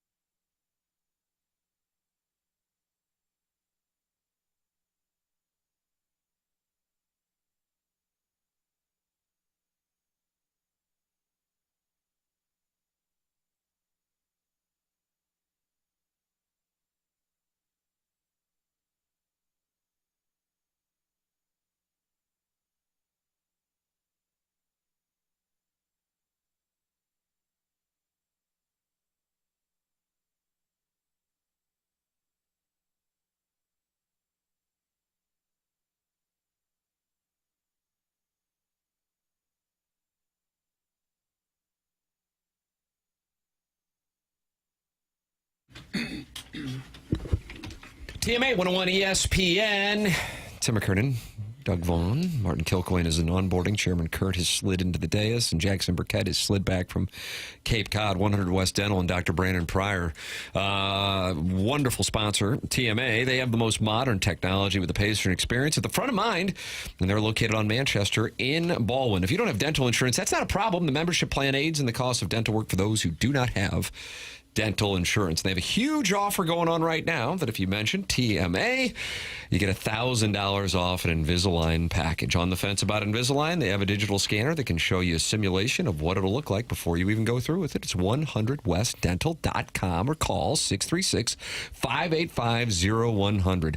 Dental health can impact the rest of your body's health. It's 100 West Dental at 100westdental.com. Make sure you get checked up with Dr. Brandon Pryor and his team at 100 West Dental. 100westdental.com. Mention my name, and you get $1,000 off Invisalign with 100 West Dental. Katie Wu was on with Ken Rosenthal, and this is what she had to say. She thinks the Cardinals might be looking at doing. You are right that this is ultimately going to be an ownership decision, an ownership that has prepared for a recession in terms of both gate revenue, ticket sales, and then the restructured television deal. So the Cardinals were expecting to lose some money this year based on years prior. But when you're thinking about Mo's final year, the fact that the Cardinals have already laid out their transition plan heading into 2026, it's a great question on what the Cardinals should do. I'm under the belief that they can continue doing both, that they can continue building towards the future, but still upgrading their roster. The Cardinals are not going to go up and do this full big blockbuster trade to improve the roster and go all in right now. That's just not something that they've done really in years where they had no excuse to. And now that they do have a legitimate excuse to keep the organization on track for 26, I can't see Mo deviating from that plan. He also has to keep in mind that whatever decisions he makes in July will have, he has nothing to say with it after October. That's when Chaim Bloom is taking over. So the whole point of creating this transition plan was to implement a clean segue, a clean slate for Chaim Bloom to take over next season. That's not to suggest that the Cardinals can't be competitive and can't continue pushing to be contenders. But when you're looking at what they're going to do at the trade deadline, well, they still haven't fully decided and likely won't for a couple more weeks. There is a way for them to do both, and I think that's the best look for the organization overall. They don't need to blow it up and sell. They don't need to blow it up and buy. They can incrementally improve at the deadline and still keep their transition plan in place for Chaim to take over to ensure that successful, passing of the power. Base hit. Yeah, nice little knock. I would really love for Zalak to go out on a big season because he's taken so much heat the last few years, so much heat. You can imagine how happy he would be if the team would have a successful run. Maybe not win it all, but get to the playoffs, win a couple of rounds. Just for him, he's always been nice to us, just as a personal thing. I know a lot of people wouldn't share that sentiment, but I think that I would like to see him go out on a high note. I agree with the overall sentiment that I'd be surprised if they'd be a bold move. And the reason being beyond what Katie just said in that exchange with Ken Rosenthal is I think the work stoppage that lingers out there, it's kind of not being talked about, at least as much as I think it perhaps should be relative to how I think it can impact certainly the Cardinals, but also other teams' mindsets, and then how it can impact things this coming off season. I think that's a factor in addition to where the Cardinals are and then pivoting from that. But, hey, it's not at all far-fetched at this point when you're 2.5 games out and you've had the stretch here over the last 10 days that the Cardinals have to be in first place at the deadline. And then what would they do? What could change now that may not have been in play at the start of the season but does not all of a sudden take them off of where they're going is they go, okay, it's just not going to happen with most likely Jordan Walker or Nolan Gorman, two guys who were supposed to be getting all of this playing time this year, and they're at a point where they're going, that is where we can acquire a commodity and still stay some semblance of a course without selling a future pillar for the team and trying to maintain that trajectory of a rebuild with some younger players. You see what I'm saying? If another organization saw value in one of those guys, that value being limited, which would totally have blown my mind if that's what we would have been talking about at the deadline, if we would have said that's on play at the start of the season. But I wonder if that could be the direction that they go, that they would move one of those players. I suppose it doesn't seem like it's a very good time to trade either one of them because they've been struggling. I don't know how much you're going to get for either one right now.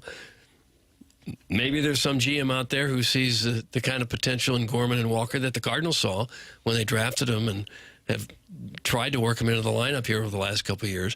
I suppose that's possible, but I certainly wouldn't give them away unless you got a considerable return, because either one of these guys could just flip the switch and become a big-time player. It doesn't look like it's going to happen with the Cardinals, but you never know. You never know when the light comes on for somebody, especially Walker, who's only 23. Gorman's had a couple more years on him than that, but it's got to be a scary thing to do. You invested a lot when you drafted him. You paid him a lot of money. You've given him every chance in the world to shine and earn a spot, and right now they neither one has done it. Your thoughts are welcome. 314-399-9646. That's how you can text into the program. It's TMA. It's presented to you by Brown & Crouppen.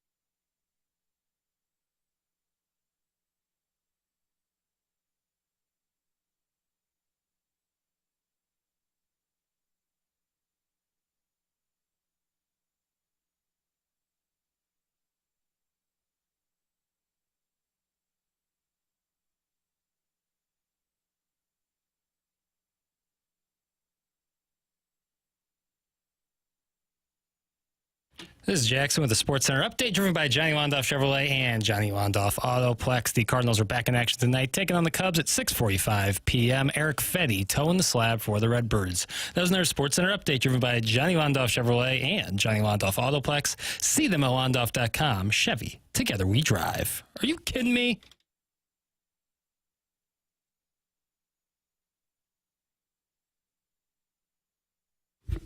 Doug, we're about to do the Design Air Heating and Cooling email of the day. You know anything about Design Air? I do. I know quite a bit about it. I know this is the company that you should call if you're ever having problems with your air conditioner, and it does seem like when weather gets this hot, that's when it happens, and that's no coincidence. Your air conditioner is working harder. So the name you need to know to come out and get that fixed is Design Air Heating and Cooling. Maybe you don't need a whole new system. Maybe you just need a tweak here or there. Seth Goldcamp and his crew can certainly do that. They've been doing it since 1904, before there even was air conditioning. So they kind of got in on the ground floor, I'd say. At Design Air, they believe in honest work. You'll never be sold something you don't need. Whether you're dealing with this great St. Louis summer heat or the freezing cold, they have got your back with dependable service and no pressure solutions. Visit designairservice.com. Schedule your service today. Design Air comfort you can count on since 1904. Home of the handsome repairman. Ask for Larry, the Silver Fox. Yeah, that Silver Fox. Mm-hmm. People are buzzing about Larry. He made quite an impression on someone. Yes, he did. If you are feeling low energy, low motivation, you're tired all the time, weight gain, muscle loss, especially belly fat, you're feeling anxious, moody, or irritable, those are symptoms of low testosterone. Mentality is a local healthcare facility that specializes in helping men feel and perform at their very best. Board-certified physicians providing a full physical consultation and blood panel analysis, all during your first visit. Mentality focuses on free testosterone levels, which many doctors overlook, ensuring your treatment is tailored to your body. It is Mentality. This year, you can experience the possibility of rejuvenation with Mentality. Go to mentalityhealth.com/radio to find out more information. That's mentalityhealth.com/radio. Mentality, longtime TMA sponsor. It's time for the Design Air Heating and Cooling email of the day. The year 2006. Cardinals had just wrapped up their first World Series victory in 24 years. So obviously emotions were high. The place, Old Bonham Elementary School. A luxurious oasis with a carpeted basketball court made specifically for the poor kids that end up at Ladue High School because their parents didn't love them enough to send them to Burroughs or MICDS. Mm-hmm. That's what that's about? Yeah. Tough reality. So they put carpet on the basketball floor to lessen the pain? That's not a joke. There was a carpeted gym at Old Bonham, my elementary school. Indoor, outdoor carpet or shag? Stuff that will rip every pair of sweatpants you have right at the knees. How did it affect your game, boy? Probably help with my ball handling, if I had to say. Yeah, some funky bounces you'd get off that carpet. The Celtics had that famous carpeted gymnasium that Larry Bird and the '86 team played on. No. Marquee carpet. It was hardwood. Parquet? Parquet floor. Parquet carpet. Yeah. But hardwood. Parquet carpet, correct. Me, I was just a recent graduate of Sanford Brown's Teachers College. I had always longed for a life in poverty, so it was a foregone conclusion that I'd graduate with either a degree in education or journalism. Good plan. And something told me one would be a little more stable than the other. Him? Well, he was just a sweet little 8-year-old boy. Loved the NBA, hated dogs, and wouldn't stop talking about how it was a farce that Schindler's List beat out Sleepless in Seattle in the 1994 Oscars for Best Picture, and he had the T-shirt to match his premise. We had just finished a group reading of Charlotte's Web when it happened. His hand went up. His hand always went up, but this time his fingers glistened in the unmistakable sparkle of fried chicken grease. Thanks for reading the story with us, Mom. Why don't you sit down, get comfy, kick your feet up, and let me make those little piggies go wee, wee, wee all the way home. Oh, no. I should have gone into journalism. That's from Don't Think, Just Stink. Who took Wet Pink? That may be like a cold shower after that. Who took That really freaked me out. Wet Pink? He's new. I'm going to have to agree with Doug from the 8 o'clock hour. A lap dance really is much better when the stripper is crying. See, I was over on the east side, and let's just say the Wednesday morning talent ain't exactly the varsity squad. After working my way through their legs and eggs special at the buffet, I pulled up for a dance with a lady named Shasta McNasty. She told me she'd been furloughed from the downtown Hooters, fallen on hard times, and was pulling herself up by the pleather bootstraps, followed up with tattered stockings, a crooked belly button ring, and a tramp stamp of a faded Playboy bunny smoking a Virginia Slim. And right there on my lap, she started crying about her problems. Admittedly, it had been a while since I'd had an action. I had to cover up the makeshift tent in my pleated pant, which ain't a great look when your pants already scream divorced dad at a state fair. Oh. Anyway, shout out to Doug for the life advice. I tipped her 2 drink tokens and a scratcher. That's from the Marlins Family Barbecue. Doug, the Marlins have that barbecue Yes, instead they do. of practice. Family Barbecue. That's what we have for the designer. That's It's it? 11 o'clock. Okay, I'll vote for Marlins Family Barbecue. Wet pink. Marlins Family Barbecue. Marlins Family Barbecue has won the Design Air Heating and Cooling email of the day. It's 11 o'clock, so we got to go. Bye.